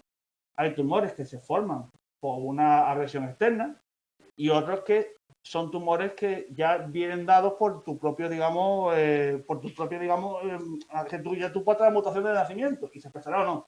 ¿Veis? O sea, que no todos los tumores es por causas externas, otros sí, evidentemente, ¿no? De hecho, cuando por desgracia pasó de Chernobyl, imaginaros, o cuando la bomba atómica de Japón, ¿no? Hubo muchas mutaciones, muchos cánceres provocados por la radiación, porque es una agresión al ADN, lo rompe, lo desconfigura y genera anomalías. Pero a veces que no, a veces tú portas la mutación y después, pues, si lo puedes expresar o no, ¿vale? Entonces, pues, no quiero liaros, ¿vale? Los tumores tienen ambas causas. Pero también se pueden clasificar las mutaciones por el tipo de célula afectada. Nada más que dos tipos de células, o sexuales o somáticas. Las sexuales son los gametos, óvulos y espermatozoides. Las somáticas, todas las demás. Claro, las que tienen relevancia para la descendencia, ¿cuáles son? Las sexuales. Eso quiere decir que una mutación en una célula somática afecta al individuo en su ontogenia y se acabó. Una mutación en una célula sexual afecta a la descendencia. Es la mutación que tú transmites, heredan tus descendientes. Como comprenderéis, la que se usan, se estudian más son las sexuales.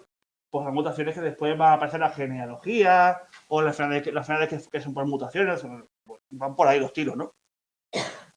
El mosaicismo somático lo veremos al final del tema, ¿vale? Pero está vinculado a mutaciones somáticas, ¿vale? Son mutaciones que se expresan en la ontogenia, ¿vale? De hecho, el mosaicismo, a un mini spoiler, está vinculado a la inactivación del cromosoma X. Porque en una célula se le activa un cromosoma X, en otra es el cromosoma X. Entonces, en función de qué cromosoma se inactive en qué célula, se expresa una cosa u otra. Eso es el mosaicismo, ¿no? Como un mosaico, ¿vale? Jesús. ¿Vale?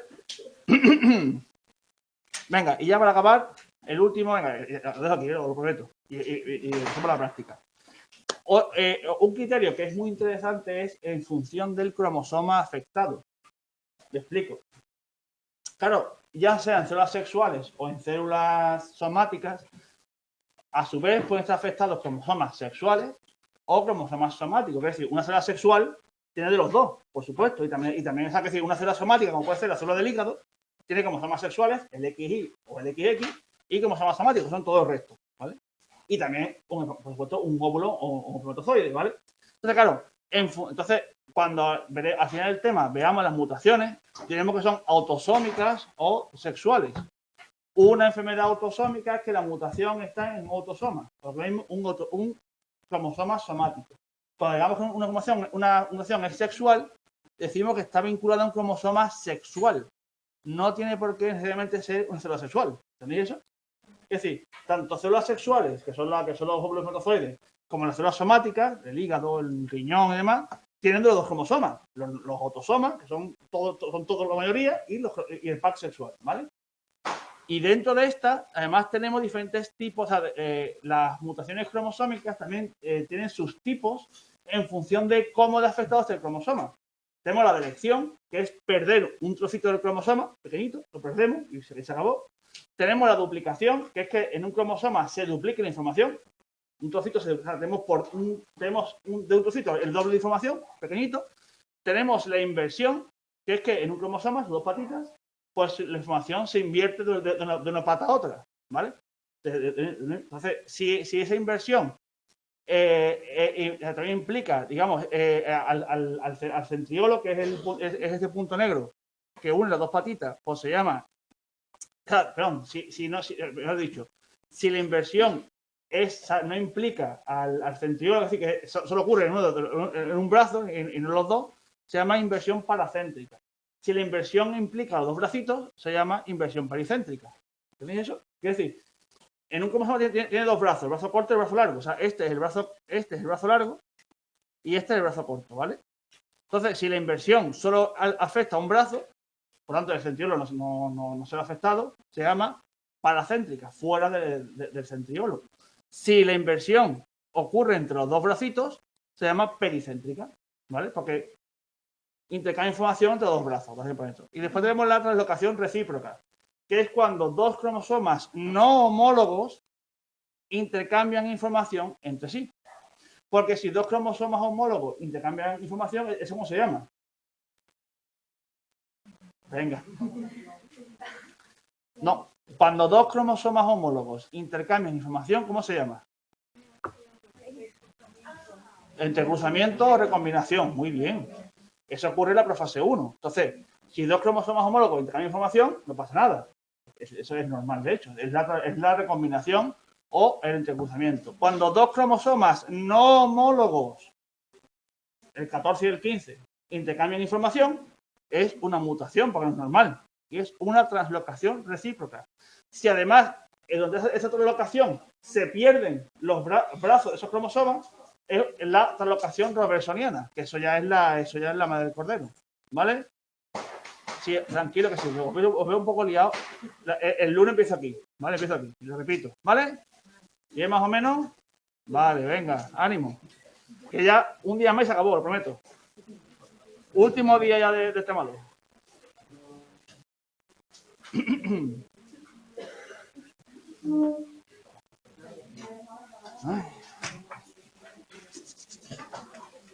Eso es muy bien en el chat, ¿eh? Muy bien en el chat. Efectivamente, recombinación. Muy bien.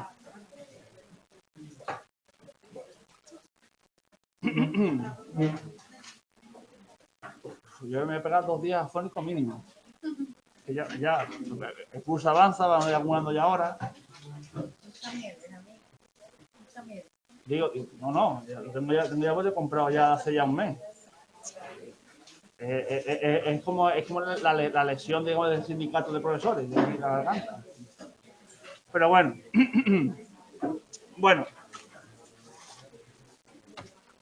bueno, pues si os parece bien, bienvenido al club. Vale. Venga, pues sin prisa pero sin pausa, vamos a la práctica, ¿vale? Esta práctica también tiene lista de asistencia, ¿vale? La voy pasando y firmando. Propóleo de vena.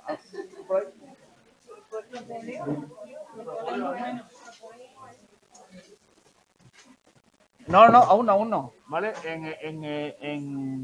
A lo que estés conectado online, la paso en 20 minutos, cuando esté empezando la clase, ¿vale? Para que dé tiempo a que se metan más compañeros.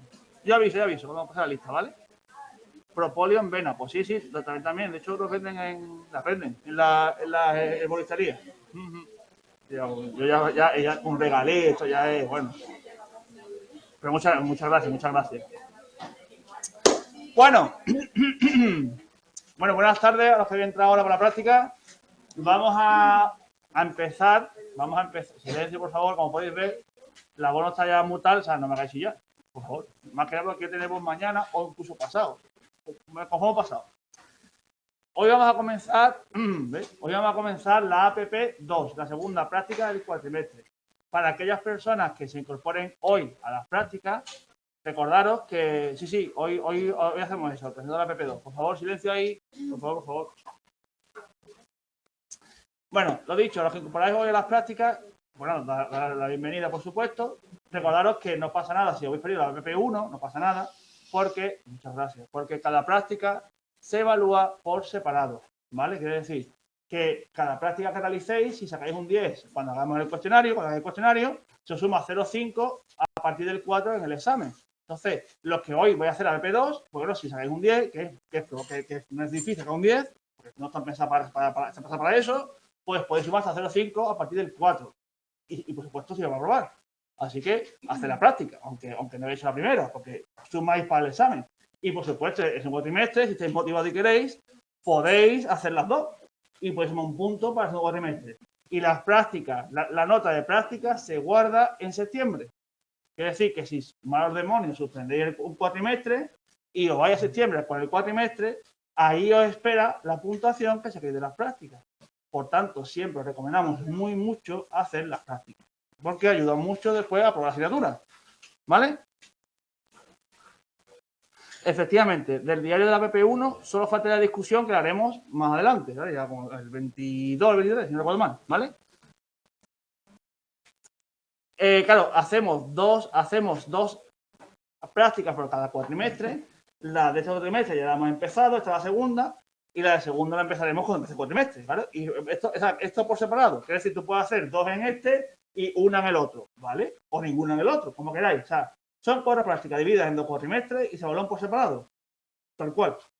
Cada práctica suma en su cuatrimestre, evidentemente. Es decir, las que hagáis a partir de febrero os sumarán para el examen de junio, no para ahora, evidentemente, no lo habéis hecho. ¿Vale? Todas las fechas de la... Es que de memoria no me las sé, las fechas. Pero no os preocupéis porque en el foro de que lleva mi nombre tenéis ahí el PPT que yo utilicé para presentar la BP1.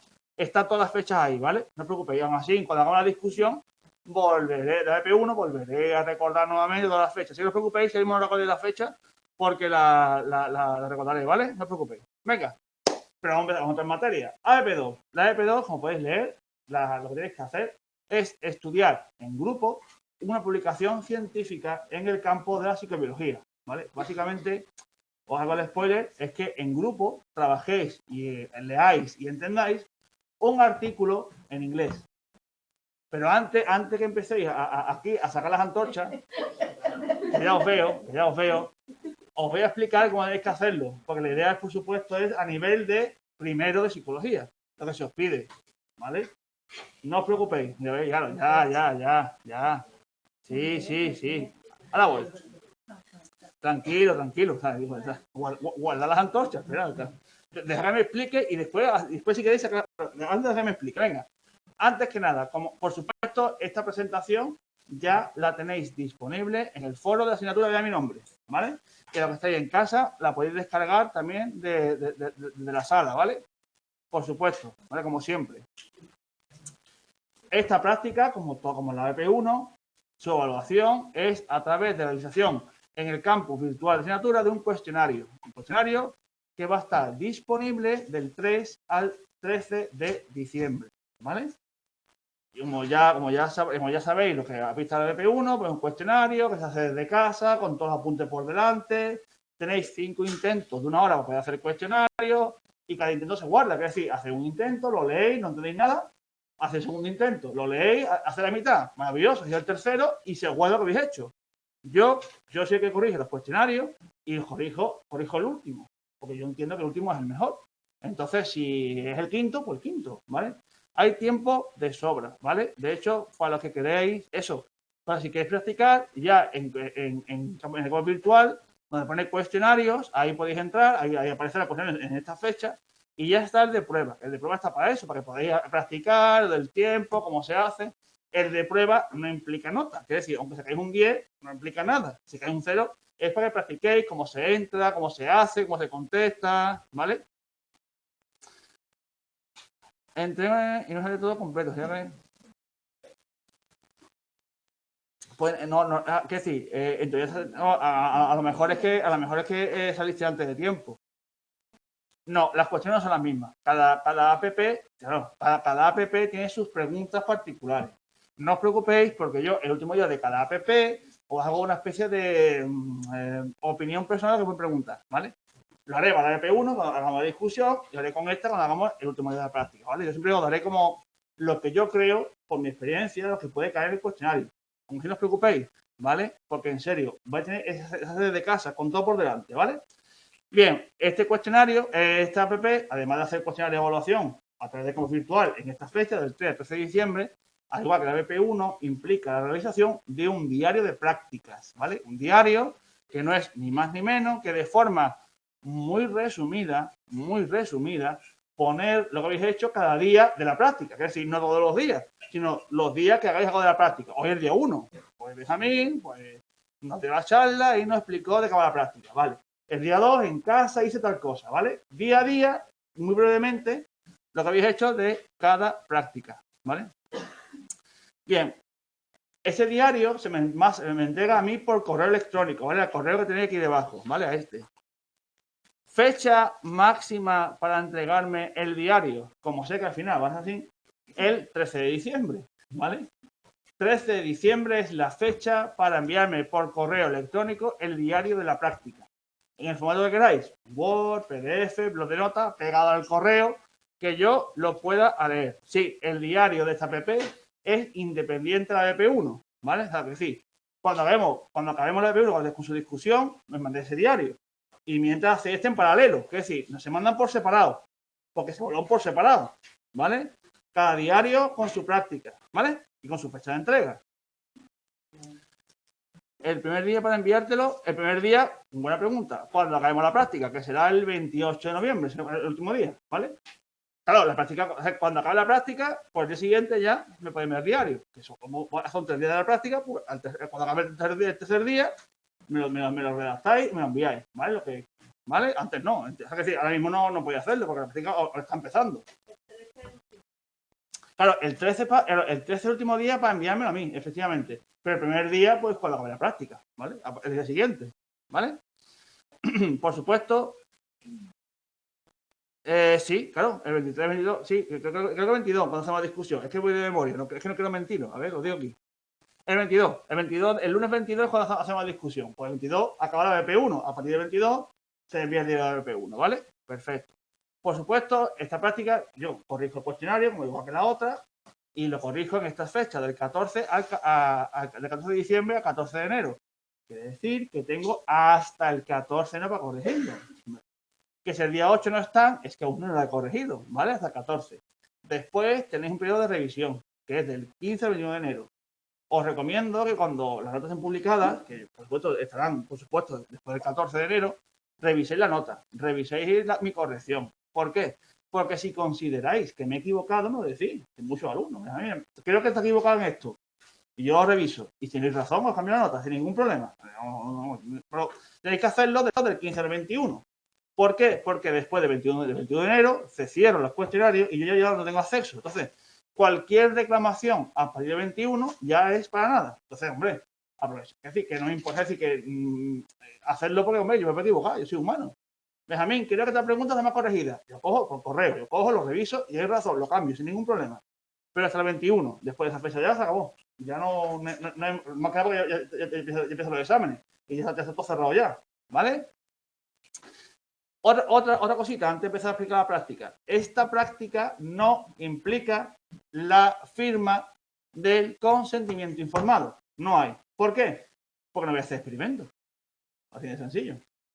Como esta práctica no es experimental, sino que es la de realizar una revisión de un artículo científico, no hay, o sea, entonces no hay ni que rellenarlo, ni que por supuesto enviármelo. De hecho no voy a encontrarlo por ningún lado. ¿Vale? Entonces, lo digo porque no hay correo Benjamín, no encuentro consentimiento. No hay.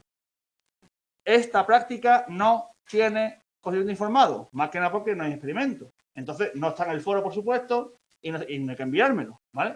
Eso que os libráis, ¿vale? Hasta ahora bien, dudas, preguntas, ven el chat, vale, me gusta eso, vale, perfecto. Bien, dicho esto, vamos a empezar. Claro, como es normal, como la idea de esta práctica no es ni mucho menos torturar al alumno y a la alumna de primero de psicología, no es la idea, sino dar relevancia a algo muy importante en la ciencia, que es básicamente en la publicación científica, es decir, todo el conocimiento que almacenamos y que usamos es gracias a que se publican artículos, os lo digo ya, si no es que no, o sea, si no, incluso los libros de texto no existirían, porque salen de ahí, ¿vale? De hecho, a lo largo del grado, o sea, no estoy corporativo, es que la verdad, a lo largo del grado os iréis enfrentando a tener que ir leyendo artículos científicos, ya sea para el de datos, ya sea para entender su metodología, ya sea para entender sus resultados. Entonces, desde el minuto 1 es bueno que ya vayáis analizando a lo que implica o saber trabajar, mejor dicho, un artículo científico. Diréis, bueno, Benjamín, sí, pero es en español, por supuesto. Pero es cierto que la investigación, si te vas al inglés, vas a encontrar mucha más variedad y también más calidad, porque nos guste o no, el lenguaje de la ciencia es el inglés, es como se publica. Yo sé que fastidia, pero es la realidad, ¿vale? Entonces, la idea es que esta práctica es que ya desde el principio en psicología, y además en una asignatura que es puramente científica, como es la psicobiología, ya os vayáis familiarizando, os ayudemos, mejor dicho, aquí en un tono práctico, conmigo como guía, además, a enfrentaros a leer un artículo científico en inglés, y además de ciencias experimentales, ahí. Y además, pero tranquilos y tranquilas, no se os va a pedir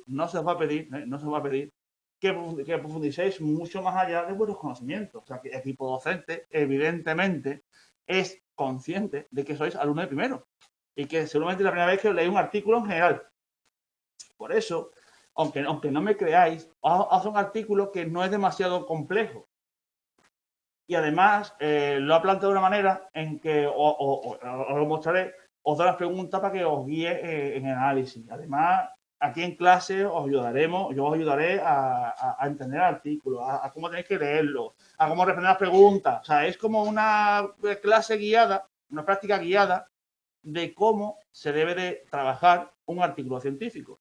Y además, para que no sea un trabajo ingente, lo haréis en grupo. O sea, ni siquiera os tenéis que leer en detalle el artículo entero, sino en una parte.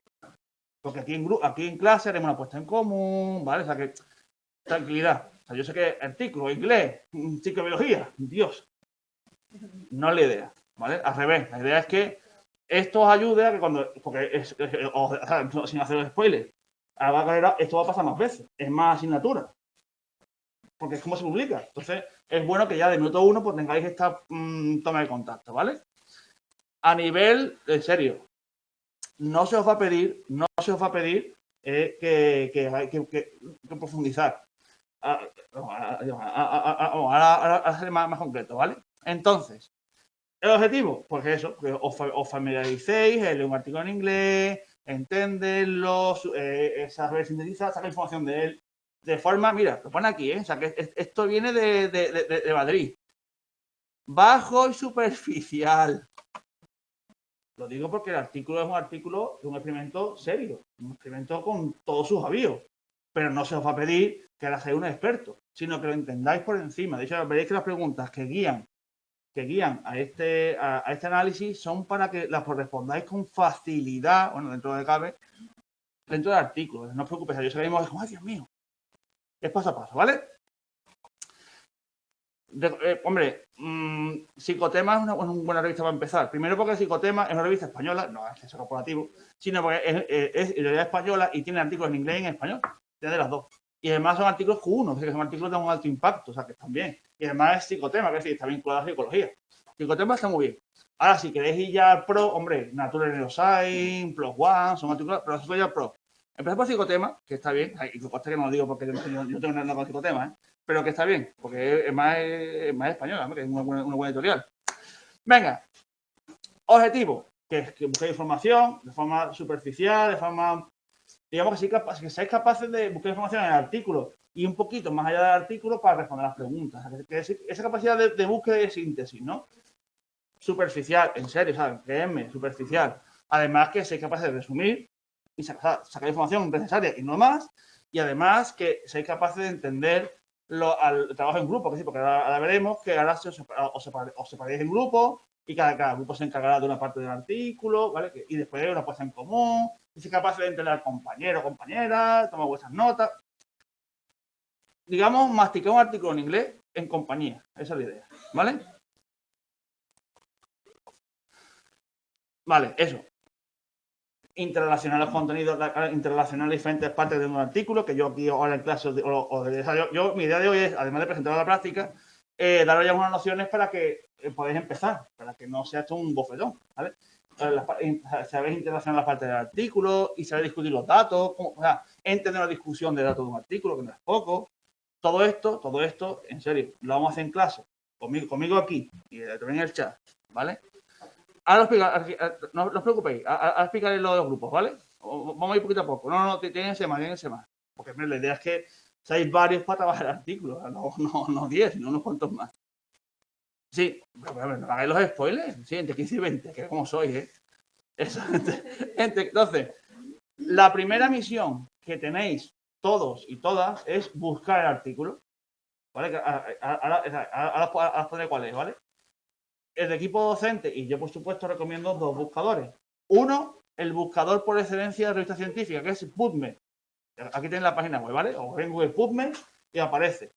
Es quizá el buscador más completo. Está todo, o casi todo. Entonces, por supuesto, este artículo es gratis, me explico. No, o sea, se puede obtener sin pagar. O sea, cuando lo encontréis, lo podéis cargar PDF sin ningún problema. Entonces, la primera misión que tenéis es encontrar y descargaros el artículo, porque ya os adelanto que es muy probable que equipo docente en el cuestionario de evaluación os pida que subáis el PDF con el artículo. Por eso yo no puedo decir cómo buscarlo, os puedo decir dónde encontrarlo y cómo hacer la búsqueda. Pero la búsqueda pero yo no puedo pasar los artículos. ¿Entendéis eso? Porque es muy probable, por lo menos así fue el año pasado, es muy probable que el equipo docente en el cuestionario os dé puntos por que subáis el PDF con el artículo. Claro, es el mismo artículo. Entonces, evidentemente, si un compañero lo encuentra y tiene la buena voluntad de pasarlo a los compañeros, yo no entro. Eso no son mis competencias, ¿vale? Tranquilo. Ahora lo enseño, tranquilo, ¿vale? Ahora lo enseño, no os preocupéis, ¿vale? Entonces, una forma de buscar el artículo es, ahora, o de cómo se llama, lo ponéis en pantalla, lo ponéis en PubMed y os aparece. Lo descargáis y se acabó. Es de libre acceso, es decir, que lo podéis encontrar sin pagar. Otra forma más corporativa es utilizando, bueno, aquí lo tenéis, este es un ejemplito, ¿no? Yo he puesto Cerebellum porque el artículo va de Cerebellum y os saldrá la lista de artículos que tiene ese nombre. Si ponéis el título entero, que ahora os mostraré cuál es, os aparecerá. Lo descargáis, es que blanco y en botella, ¿vale? Aparece, descargáis. Esto usando PubMed, que PubMed, digo, es la PubMed, que es la biblioteca, repositorio de artículos científicos más grande. De hecho, yo lo son todos, porque es la más amplia. Si queréis ser corporativos, y no pasa nada, puede utilizar la biblioteca de UNED. La UNED, como muchas universidades, paga un canon para tener acceso a muchas revistas científicas. Vosotros, por ser miembros de UNED, como alumnos, si entráis con vuestro contacto, tenéis acceso a esa base de datos. Entonces, es tan fácil como entrar aquí, ponéis una biblioteca en Google, os sale esta página, picáis en revistas, aquí abajo, os saldrá, está por paso, os saldrá esta página, ¿vale? Le dais a buscador de biblioteca, picáis aquí, os saldrá esta página, y aquí donde pone introduzca su búsqueda, ponéis el título del artículo y os saldrá. Seguramente, para poder descargaroslo, os pedirá que os identifiquéis. Os identificáis con vuestra clave de usuario de UNED y tantas partes. En serio, o sea, es que el artículo está libre, quiere decir que es de una revista que no hay que pagar para poder acceder. El artículo en cuestión es, es este, así se llama.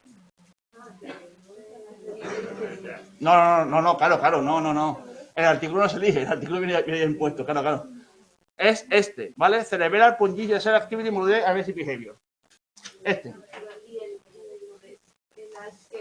Buena pregunta. Este es el título del artículo, todo esto. Quiere decir que si ponéis este título o en el PubMed o en el buscador de biblioteca de UNED, os va a aparecer, ¿vale? La compañera ha preguntado que qué significa el live. El live es la revista.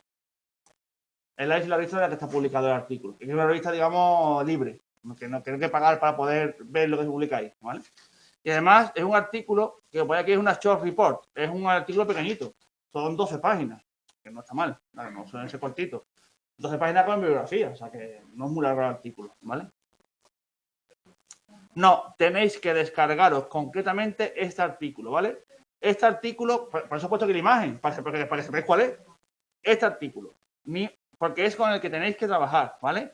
Es con el que vamos a trabajar en la práctica, es con el cual vamos a hacer los grupos y con el cual vamos a hacer aquí en clase bueno, vamos a trabajar con las preguntas, ¿vale? No he visto la imagen. No os preocupéis, quiero decir, es el PPT. O sea, lo tenéis en el foro, o sea, lo podéis descargar y veis los pasos. Está más caído, ¿sabes? En serio, o sea, que no es difícil, en serio, o sea, es súper fácil de encontrar, ¿vale? Este artículo, o sea, el primer paso tenéis que hacer de aquí al lunes que viene, buscar el artículo y descargar el PDF, ¿vale? Y tenerlo ya guardadito, ¿vale? Este artículo, perdón, es para todos los grupos, El mismo artículo para toda la UNED en España, de hecho. ¿Vale? El equipo docente os lo impone. ¿Vale? Es el artículo que es de esta práctica, ¿vale? ¿Veréis por qué? Porque vamos a trabajar sobre ese artículo, ¿vale? Sus métodos, su introducción, lo que persigue, ¿vale? Que es la idea, ¿vale? De hecho, esta práctica está contextualizada con el tema 1 de la asignatura. Porque en el tema 1 vimos los tipos de intervenciones que se usaban en psicobiología y hablamos de variable independiente y dependiente, ¿sí o no? Vale, eso. Es para que veáis un tipo de intervención, ¿de cuál es?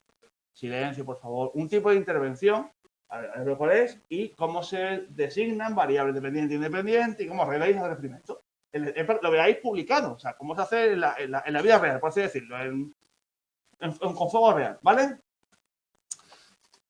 Antes de eso, ¿vale? Antes de entrar a decir lo de los grupos, cómo vamos a masticar este artículo, os voy a dar unas pequeñísimas nociones de las partes que tiene un artículo científico. Más que nada, para que cuando lo abráis no suena chino mandarín, o no mucho.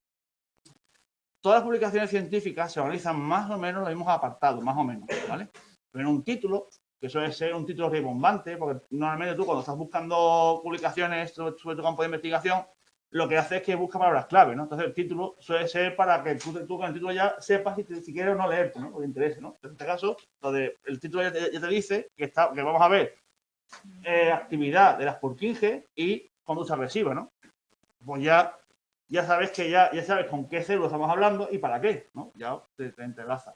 Después, todos los artículos tienen una introducción. La introducción no es muy larga y la función de la introducción es que el lector contextualizarle sobre la materia sobre el artículo. Por ejemplo, en el que vosotros vais a leer, pues si es Purkinje conducta agresiva, pues te va a hablar de la función de Purkinje y un poquito de la conducta agresiva. Lo que te hace es que te intenta contextualizar un poquito de dónde viene su investigación, para que tú ya sepas, aunque si eres un inexperto, que suele ser, ya te enteres de qué va a ser el autor, ¿no? De qué va su investigación, a nivel de un contexto un poco histórico incluso, ¿no? En algunos casos, si además el artículo introduce algún tipo de método novedoso o interesante, también en la introducción te habla un poquito, te describen el método. Yo qué sé, en este caso, y hago el spoiler para que os vaya sonando, usan la optogenética, que es una técnica súper chula. Entonces, lo que suelen hacer es que os van a hablar un poquito de que consiste la autogenética, un poquito, para que entendáis la técnica un poquito, ¿vale? Después, ya viene el siguiente apartado suele ser materiales y métodos. Lo que te hace es que te describen los materiales y métodos utilizados por los diferentes experimentos que acompañan el artículo. Este artículo, como es una short report, lo que hace es que entra en la introducción, pasa resultados, discusión y al final vienen métodos y resultados. O sea, que es decir, los tiene este artículo, pero lo vais a encontrar al final. Porque las short reports hacen eso. Primero te cuentan te comentan de dónde viene la investigación, te entran a saco con lo que le ha dado, lo discuten y después te comentan cómo lo han hecho. Eso quiere decir que a los grupos que les toquen revisar los métodos y los abajo, que están ahí, ¿vale? Es eso, te explica de forma detallada cómo han hecho el experimento, o sea, los materiales que han usado, cómo lo han usado. Evidentemente, no. Mira, como habéis preguntado, las hago ya, ¿vale? Las hago ya la lista. A ver. Ya está. Lista sacada, ¿vale? Aún así, haré otro guardado, ¿vale? Entonces, dime. Vale. Vale, muchas gracias.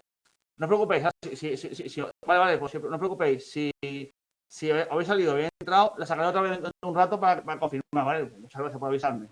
Perfecto, siempre no os preocupéis. Vale, no os preocupéis. La saco otra vez. Sí. Salís todos, ¿no? Vale, cuando me salga lista, os sale vuestro correo además. O sea, os tengo súper localizados. ¿Vale? No os preocupéis por eso. Claro, cuando leáis los resultados van a ser muy específicos o explican todo. En un artículo la idea es que tú seas capaz de replicar el experimento con la información que te dan. Entonces, evidentemente, no se os va a pedir que detalléis todo. El tampón que usa, las concentraciones de sales, los voltajes, eso no se va a pedir. Va a estar incluido, ¿vale? Porque normalmente son muy detallados para que yo, si quiero, pueda replicar ese experimento si me apetece. Pero evidentemente a vosotros no se os pide que lleguéis a ese nivel de entendimiento, ¿vale? Oye, cuando lo vais a ver que hablan de tampones, hablan de sales, voltaje, no, eso no os liéis, ¿vale? Lo hacen así, incluso os van a hablar de cómo consiguen los mutantes, pero no hace falta, ¿vale? Eso lo haremos la que viene. Yo os iré, digamos, masticando el artículo, ¿vale? Para que no os agobiéis, ¿vale? Después el resultado, que lo que hace es que describen lo más importante, lo que ellos consideran que son, lo que después de hacer el experimento, los datos más relevantes que lo han obtenido, y después la discusión. La discusión lo que hace es que comparan lo que yo le he dado con otros investigadores. Lo discuten, lo comparan, va en contra, va a favor. Eso lo vais a ver, pues lo vamos a hacer aquí en la EP1, cuando vamos con esos datos. Yo ahora quiero discusión con vosotros. Discusión, digamos, calmada y no agresiva, por supuesto. Discusión, digamos, académica, ¿vale? Por último, la referencia, que es la bibliografía que he utilizado para escribir artículos, y material complementario. Puede ser figuras, vídeos. Este no lo tiene, ¿vale? O sea, las figuras que hay, que son las de los resultados, están los resultados. Lo vais a ver ahí, ¿vale? Insertadas, ¿vale? Para que entendáis, esto es simplemente para que separéis las partes de un artículo, ¿vale? Porque lo entendáis después ahora cuando trabajáis con él. ¿Vale? Bueno, este artículo he hecho antes. Y ahora, claro, el artículo trata o utiliza como técnica principal la optogenética. La idea, por supuesto, la idea es que vosotros seáis capaces de después entender cómo la usan en el artículo. Al grupo que toque eso, al grupo que toque. Pero claro, para que no suene a chino mandarín, porque aunque la idea es que todos leáis el artículo entero, aunque después lo centréis en vuestra parte, la idea es que yo ahora aquí os voy a explicar brevemente, muy brevemente, los principios principales de la optogenética. ¿Para qué? Porque os aseguro que después cuando lo leáis os va a ser mucho más fácil. Por supuesto que no lo he dicho, podéis utilizar, si queréis, el Google Translate para ayudaros a entender el artículo en inglés. A ver, el Google Translate lo que tiene es que es muy literal. O sea, os va a traducir las palabras literales, no hace interpretaciones. Pero oye, aunque sea literal, os puede ayudar mucho a entender lo que dice el párrafo. Ahora sí, yo recomiendo que si usáis Google Translate, no peguéis un párrafazo entero. Coger párrafos pequeñitos, porque cuanto más cojáis, menos interpretan, ¿vale? Pero que, por supuesto, a ver, lo ideal es que no se Google Translate. Pero que si lo usáis no pasa nada, que os va a ayudar, os va a ayudar a entender el artículo, ¿vale? O sea, no pasa nada, aunque lo podéis usar, ¿vale? Pero venga, para que cuando leáis el artículo no suene chino esto de la optogenética, os voy a dar 4 matices para que... La optogenética es una técnica súper chula, es una auténtica chulada. Lo que hace es que con un haz de luz de un color determinado pueden controlar la actividad de regiones concretas del cerebro. Así. O sea, dicho de forma muy bestia, y poco académica quizás, digamos, iluminando partes del cerebro de forma concreta, con un color concreto, puedo activar o inhibir zonas específicas del cerebro. Lo que es una chulada. Es como si yo tuviera el control del cerebro con un interruptor. Enciendo y apago el cerebro. Pero no todo el cerebro. Enciendo y apago una región concreta. Y claro, evidentemente, todas las conductas asociadas a esa región se apagarán o se encenderán en función de lo que yo ilumine. Imaginaros. Esto fue una bomba cuando se surgió. ¿Cómo se hace esto? ¿Cómo se consigue la genética? Muy sencillo. Lo que se hace es que en las neuronas, en las células nerviosas, insertamos canales iónicos, que lo vemos en el tema 6, o tema 7, lo he dicho, lo vemos más adelante, canales iónicos que tienen un canal iónico donde pasa iones, ¿vale? Entonces, la célula nerviosa, si yo le cambio el flujo de iones, cambio su actividad. De hecho, de forma muy bestia, ¿eh? Lo veremos en el tema 7, os aseguro que lo entendemos, para que entendáis ahora, ¿vale? Entonces, claro, si yo le cambio la actividad, digamos que yo, haciendo que pasen más o menos iones, puedo cambiarle, hacer que la célula se excite o se inhiba, ¿vale? Pues lo que hago es que yo a ese canal iónico le inserto una proteína que es sensible a la luz, que en función de qué luz le pegue, qué color, ¿vale? Se va a activar la proteína o a inhibir, y por tanto puedo abrir o cerrar el canal. Chulísimo, ¿no? Vamos, para mí una chulada. Para otro va a ser un tostón quizás, pero realmente una chulada. Sí, claro, entonces, ¿qué hacen? Lo que hacen es que, fijaros, estas proteínas que son sensibles a la luz son las opsinas, el nombrecito del día, ¿vale? Que son las proteínas, que son microbianas, que se descubrieron en las algas, que son proteínas que responden a la luz. Responden quiere decir que cambian su forma en función de la luz, el color de luz. ¿Verdad? La luz, porque lo vais a ver en el artículo, el color son nanómetros, es longitud de onda, ¿vale? Cada color es un son, yo qué sé, por rojo son 500 nanómetros. El azul, 320, lo estoy inventando, ¿eh? Entonces, claro, yo puedo cambiar el color de la luz porque hay proteínas que son sensibles a un color y otras a otro. Por ejemplo, en el artículo vais a ver que una es sensible al color verde y otra al color azul. O sea, una se activa con el color verde y otra se activa con el color azul. Entonces, yo, fijaros, en una región del cerebro donde tenga estas proteínas insertadas en la zona nerviosa, si enciendo la luz verde, se va a activar una célula y enciendo la azul, se activa la otra. O sea, controla la conducta en función de enciendo un color u otro. Impresionante. No. O sea, parece ciencia ficción, pero eso se hace. ¿Qué tengo que hacer? Tengo que insertar esta proteína sensible a la luz en el canal iónico. Tengo que meterla ahí. ¿Cómo? Con un mutante. Hay muchas formas de hacerlo. Por supuesto, no hay que saberlo, ¿vale? Esto no es materia de práctica, porque es poco de información. Lo que vamos a hacerlo es infectando a la célula con un virus que porta esa proteína, lo infecta, como he dicho antes, le incluye la proteína en su ADN y ya está. Y ya produce canales iónicos con la proteína ya insertada. Y ya, perfecto. Y además puede incluso infectar unas células nerviosas y otras no. Puedo infectar células de Purkinje y no células de profundo, por ejemplo. Y quiere decir que la luz solo va a afectar a células de Purkinje porque no está la proteína insertada. Fijaros, no solamente soy específico en controlar una región, sino específico en controlar un tipo celular de la región. O sea, muy específico. Por eso fue un pelotazo, porque teníamos como el control fino de las funciones cerebrales, de los circuitos cerebrales. Para controlar conducta, que es lo que hace el artículo, básicamente. Hago un mini spoiler, hace eso. Ilumina con dos luces, activando dos proteínas de estas, dos opsinas, una inhibe y otra excita. A una célula de Purkinje para ver lo que hace, para ver lo que pasa cuando se ilumina esa luz. Muy chulo el artículo, muy chulo, lo vais a ver. ¿Vale? Entonces, fijaros, lo que hago es que inserto la proteína en la célula de Purkinje, en el caso del artículo, y ahora, controlando la luz con la que ilumine, o activo a la proteína excitatoria, que va a abrir un canal iónico para que la célula se active, o ilumino con una luz azul, lo vais a ver, para que se active la proteína inhibidora, cierra el canal y la célula se calla. Fíjate, muy chulo. Y ocurre con la conducta, ¿vale? Cuando yo apago o enciendo esta célula, en el caso del artículo se ve por aquí.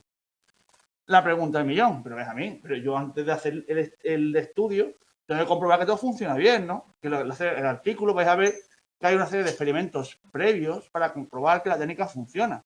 Que lo que veréis que lo primero adelante son la simulación en vivo e in vitro. Lo que hace es que hace unas comprobaciones con rodajas de cerebro para comprobar que realmente la proteína esta, las opsinas, se excitan o no con la luz. Pues si eso no funciona, se acabó el experimento, ¿no? Y también en vivo, quiero decir, a una rata que ya insertada esta proteína en su cerebro Purkinje, le ilumino con la luz y ahora registro que realmente las células se excitan o se callan en función de la luz que está iluminando, ¿no? O sea que tú realmente cuando vas a hacer un estudio con optogenética conductual, quiere decir, comprobando que la luz con la que ilumine el centro nervioso concreto calla o activa la conducta, tienes que hacer experimentos previos para comprobar que funciona tu técnica. In vitro, es decir, con rodajas de cerebro, que lo hace el artículo, e in vivo, con el animal, pero tú realmente no me das conducta. Mira que registres que la célula se activa, se calla y después ya lo que pasa, ¿vale? Que son los experimentos que tiene el artículo, que también lo veremos más adelante en clase, que son los experimentos in vitro e in vivo. Antes incluso los conductuales. Son experimentos comprobatorios de que la técnica funciona. Eso ocurre en los estudios serios, chulos, lo hacen. Para después poder decir, oye, esto funciona, o sea que sí, la conducta se apaga o se enciende porque funciona todo, no porque aquí pasa algo raro. Dime. Pues dependerá del centro nervioso en el que estés iluminando. Por ejemplo, en el cerebelo, lo que el artículo quiere comprobar, que es el título, es si la activación de la célula de Purkinje afecta o no a la conducta agresiva. Lo hará, eso ya lo veremos con el artículo. Pero, por ejemplo, si, ajeno al artículo, ¿no? Si hiciéramos transgénica en el hipocampo, pues podemos ver si eso afecta a la memoria, por ejemplo. Porque el hipocampo es un centro nervioso implicado en la memoria. Si lo hacemos en el centro, no sé, si lo hacemos en el amígdala, pues podemos controlar, podemos ver las emociones. Si realmente perdemos o no la capacidad de emocionarnos. Si lo hacemos en el lóbulo occipital, podemos comprobar si perdemos o no capacidad visual. Depende. Lo chulo es que tú puedes elegir qué región quieres activar o no. Con qué quieres jugar, por así decirlo. Es que es muy específica. Lo que tiene la genética es que es súper específica. ¿Vale? Bien. Luego, esto para que suene, ¿eh? Que no os preocupéis que la semana que viene ya nos centraremos en el artículo. Esto para cuando lo veáis en vuestra casa, digo, ostras, esto que le eché, ¿no? Para que ya algo suene, ¿no?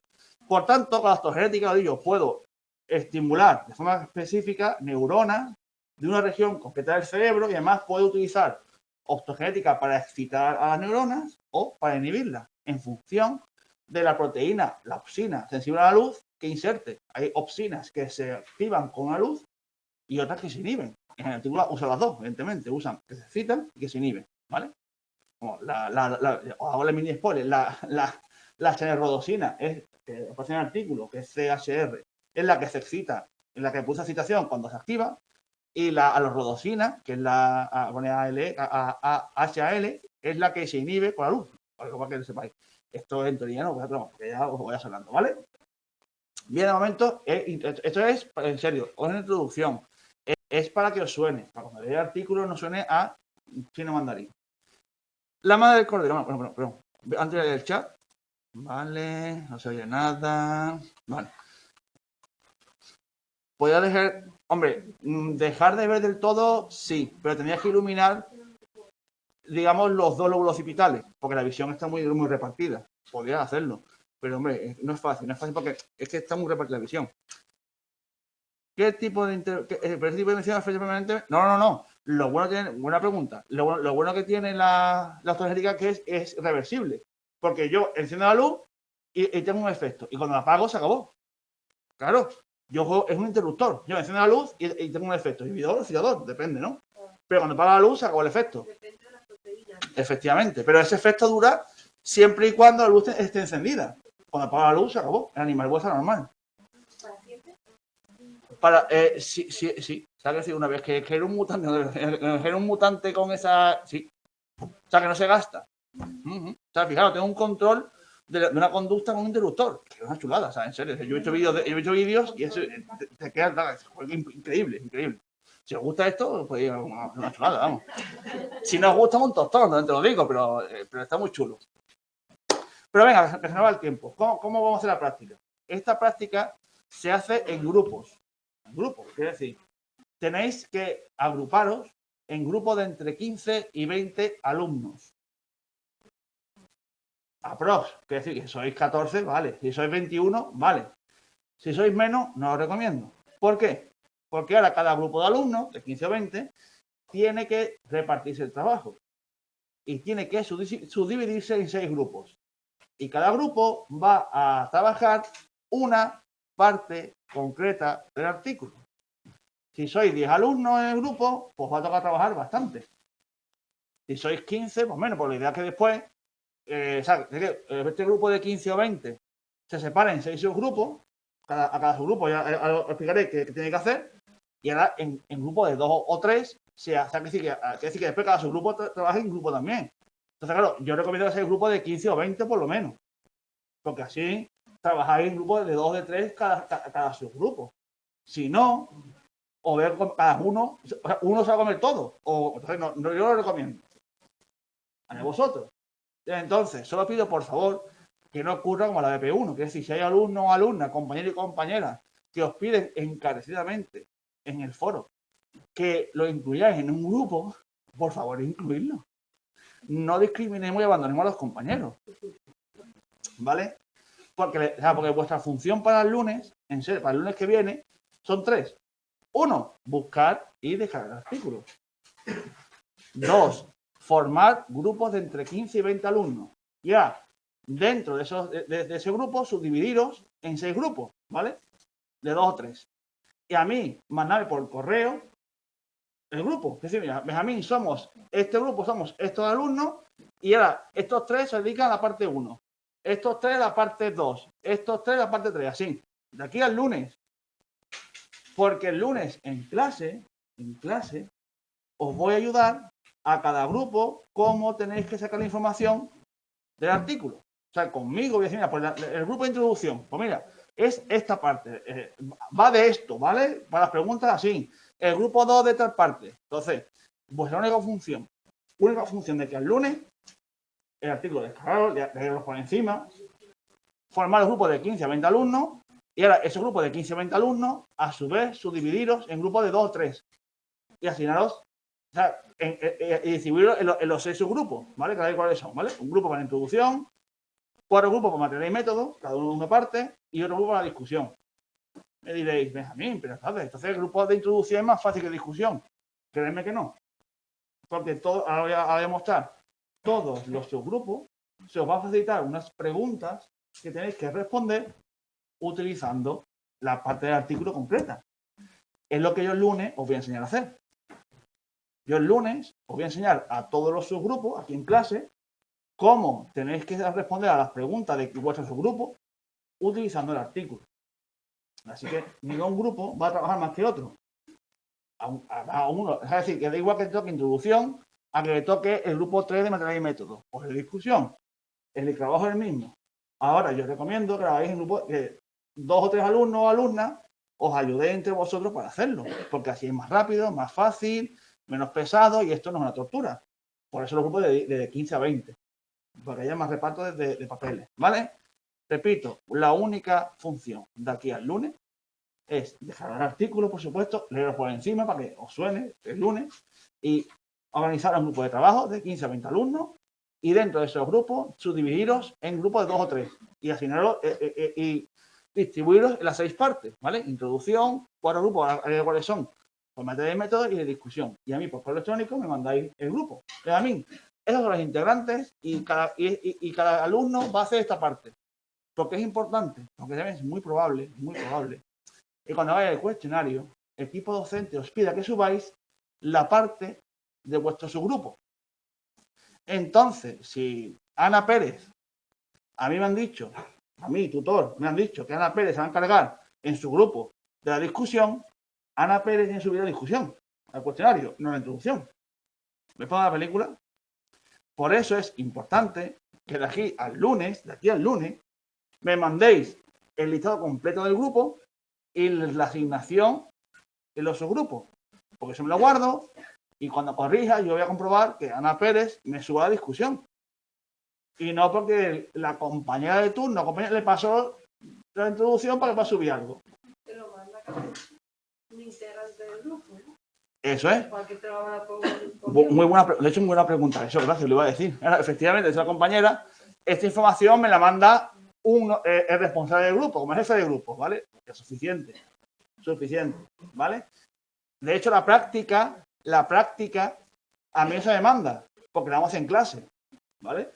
O sea, yo el lunes os explicaré a cada subgrupo, vamos a las preguntas cuáles son, cómo tenéis que responder las preguntas usando el artículo y en la última sesión, 2 semanas después, haremos una puesta en común, o sea, la corregimos en clase. Entonces, la idea es que tranquilamente, en grupos, lo iré haciendo, ¿vale? No os preocupéis, ¿vale? El jefe de grupo, efectivamente, el jefe de grupo que me tiene que a mí mandar los componentes del grupo y la asignación en los subgrupos, ¿vale? Bien, ¿qué hace cada subgrupo? Bueno, el subgrupo 1 se va a encargar... Silencio, por favor, silencio. Es que no me entero, perdón. Después te explico. Una pregunta. El título nos inventamos, ¿no? Porque no va a ser el mismo título del artículo. No, el artículo es el mismo para todo el mundo. No, pero cuando ya hacemos el trabajo, el título le ponemos nosotros nuestro propio título. No, es del artículo. Claro, el título del artículo. No, porque el material es el mismo para todo el mundo, el artículo. ¿Vale? ¿El trabajo se hace en inglés o ya traducido ya? En español. Claro, si no, equipo docente es malo, pero no tanto. Sí, en español, no, me das razón. No, sí. Equipo docente no está malo, no. Podría hacerlo, pero en el momento no. Vale. Entonces, el subgrupo 1 se va a encargar de la introducción. Tiene que leerse la introducción, ¿vale? Que ahí está la hipótesis, los objetivos. Esta información la voy a repetir el lunes que viene, ¿vale? Para que vaya. ¿Y qué tiene que hacer? Leer la introducción y responder estas preguntas. usando lo que viene en la introducción. La disciplina, que repito, el lunes que viene yo diré, esto viene aquí, esto viene acá, esto viene por aquí, ¿vale? Yo os daré orientaciones para ir masticando esto y después de la última práctica lo corregiremos. O sea, es que el que no haga bien es porque no vino a clase. Efectivamente, a mí no se me entrega nada, porque todo vamos en clase. Tanto mis orientaciones como después la corrección. ¿Vale? No, hombre, no, que va. Sí, bueno, que va, ni mucho menos. Venga, ahora los subgrupos 2, 3, 4 y 5 se van a dedicar a diferentes partes de materiales y métodos. ¿Por qué? Porque este artículo tiene diferentes experimentos. De hecho, tiene 4 experimentos. Uno de osteogenética, digamos, tiene 2 experimentos. Sí, por ahí. Tiene 2 experimentos confirmatorios de que funciona la prueba y después 2 experimentos puramente conductuales. Entonces, ¿qué va a pasar? El subgrupo 2 se va a dedicar a explicar cómo el experimento usa la osteogenética. Solamente eso. El grupo 3 se va a centrar en explicar el experimento confirmatorio que tiene puesto de electrofisiología in vitro. Y lo pone en el artículo, electrofisiología in vitro, lo pone. Yo el lunes lo explicaré, no os preocupéis. El grupo 4 va a explicar el experimento vinculado a la osteogenética con la locomoción y el grupo 5 a la osteogenética con la conducta agresiva, ¿vale? Entonces, como tiene 4 experimentos en el artículo, por cada grupo se centra en un experimento. Tiene que leerse los métodos y resultados de ese experimento. No os preocupéis. Yo el lunes os diré cómo encontrarlo y qué parte es para cada subgrupo, ¿vale? Para ayudaros nuevamente a trabajar estas partes, que en serio son 3 párrafos, no es más, ¿eh? Estas preguntas, responder esta pregunta, qué tipo de intervención, las variables pendientes, cuáles son los grupos experimentales, las técnicas que utiliza y sus resultados. Repito, yo el lunes que viene os ayudo a encontrar esto en el artículo. De hecho, ya os adelanto, otro mini spoiler, el grupo 2 de osteogenética y el grupo 3 de in vitro, la pregunta 1 no la puede responder, porque no es una intervención. Son experimentos confirmatorios. Una cosa menos. ¿Vale? Pero yo lo diré. En serio, ahora mismo es chino mandarín, es normal. El lunes lo trabajaremos aquí en clase de forma detallada, para ayudaros a responder las preguntas, ¿vale? Y el grupo 6, la discusión, tiene que leerse la discusión, que es una parte del artículo. ¿Sabes? Esa discusión. Y cuando se la lea, tiene que responder a estas preguntas. Y os aseguro que las preguntas vienen detalladas, o sea, vienen ahí. Yo el lunes que viene en clase os ayudaré nuevamente cómo responder a estas preguntas usando el artículo, ¿vale? Claro, cuando me refiero a explicar, quiero decir que tenéis que redactar, o sea, tenéis que contestar las preguntas de forma redactada, claro. Quiero decir, cada respuesta es una redacción. A la pregunta se responda con una frase, seguro, y otra mejor un parrafito, ¿vale? ¿Tienes la decisión de la pregunta o Responder las preguntas. O sea, todas las partes, o sea, todos los subgrupos tienen que hacer lo mismo. Tienen que responder las preguntas utilizando el artículo. Salvo 2 excepciones, que son el de osteogenética y el de in vitro. Porque no pueden responder a todo, porque no son experimentos como tales, son confirmaciones. Entonces yo os diré qué tenéis que hacer, ¿vale? Por eso digo que ahora mismo vuestra función de que el lunes esa es el artículo, descargaroslo, leeros por encima y formar los grupos de 15 a 20 alumnos, subdividirlos después en subgrupos de 2 o 3 en estos 6 subgrupos y después el lunes venir aquí y yo aquí en clase os ayudo a encontrar las respuestas de los diferentes subgrupos en el artículo, ¿vale? A ver, voy a echar un segundito. Eso. Claro, evidentemente cada subgrupo, ¿vale? Cada subgrupo tendrá que tener un documento donde vaya respondiendo a esas preguntas. Lo que pasa es que ese documento con las preguntas respondidas a mí se me envía. ¿Por qué? Porque el último día de la práctica yo corregiré, haremos una puesta en común y todos juntos corregiremos todas las preguntas para que lo tengáis contestadas, perfectamente respondidas para después hacer cuestionario. ¿Vale? Sí, vale a 12. Sí, 12 vale, sí, como queráis. O sea, lo de 15 a 20 es una orientación. 12 vale. 2 por grupo, ya está. No pasa nada. ¿Vale? ¿Dudas? ¿Preguntas? ¿Algo más? Voy a sacar otra lista de clase, ¿vale? Para si acaso. ¡Hala! ¿Algo más? Al final no puedes... Sí, por supuesto, a través del foro puedes hablar con los compañeros sin ningún problema. ¿Todo bien? Todo bien. Vale, aquí, ¿quién tiene la hoja de firmas? Claro, porque tú estás con V Pago, ¿no? Claro, porque se ha olvidado. No, hombre, no, mucho menos. Bueno, nos vemos el lunes, ¿vale? La semana que viene. Adiós, adiós. Muchas gracias. Gracias. Luego.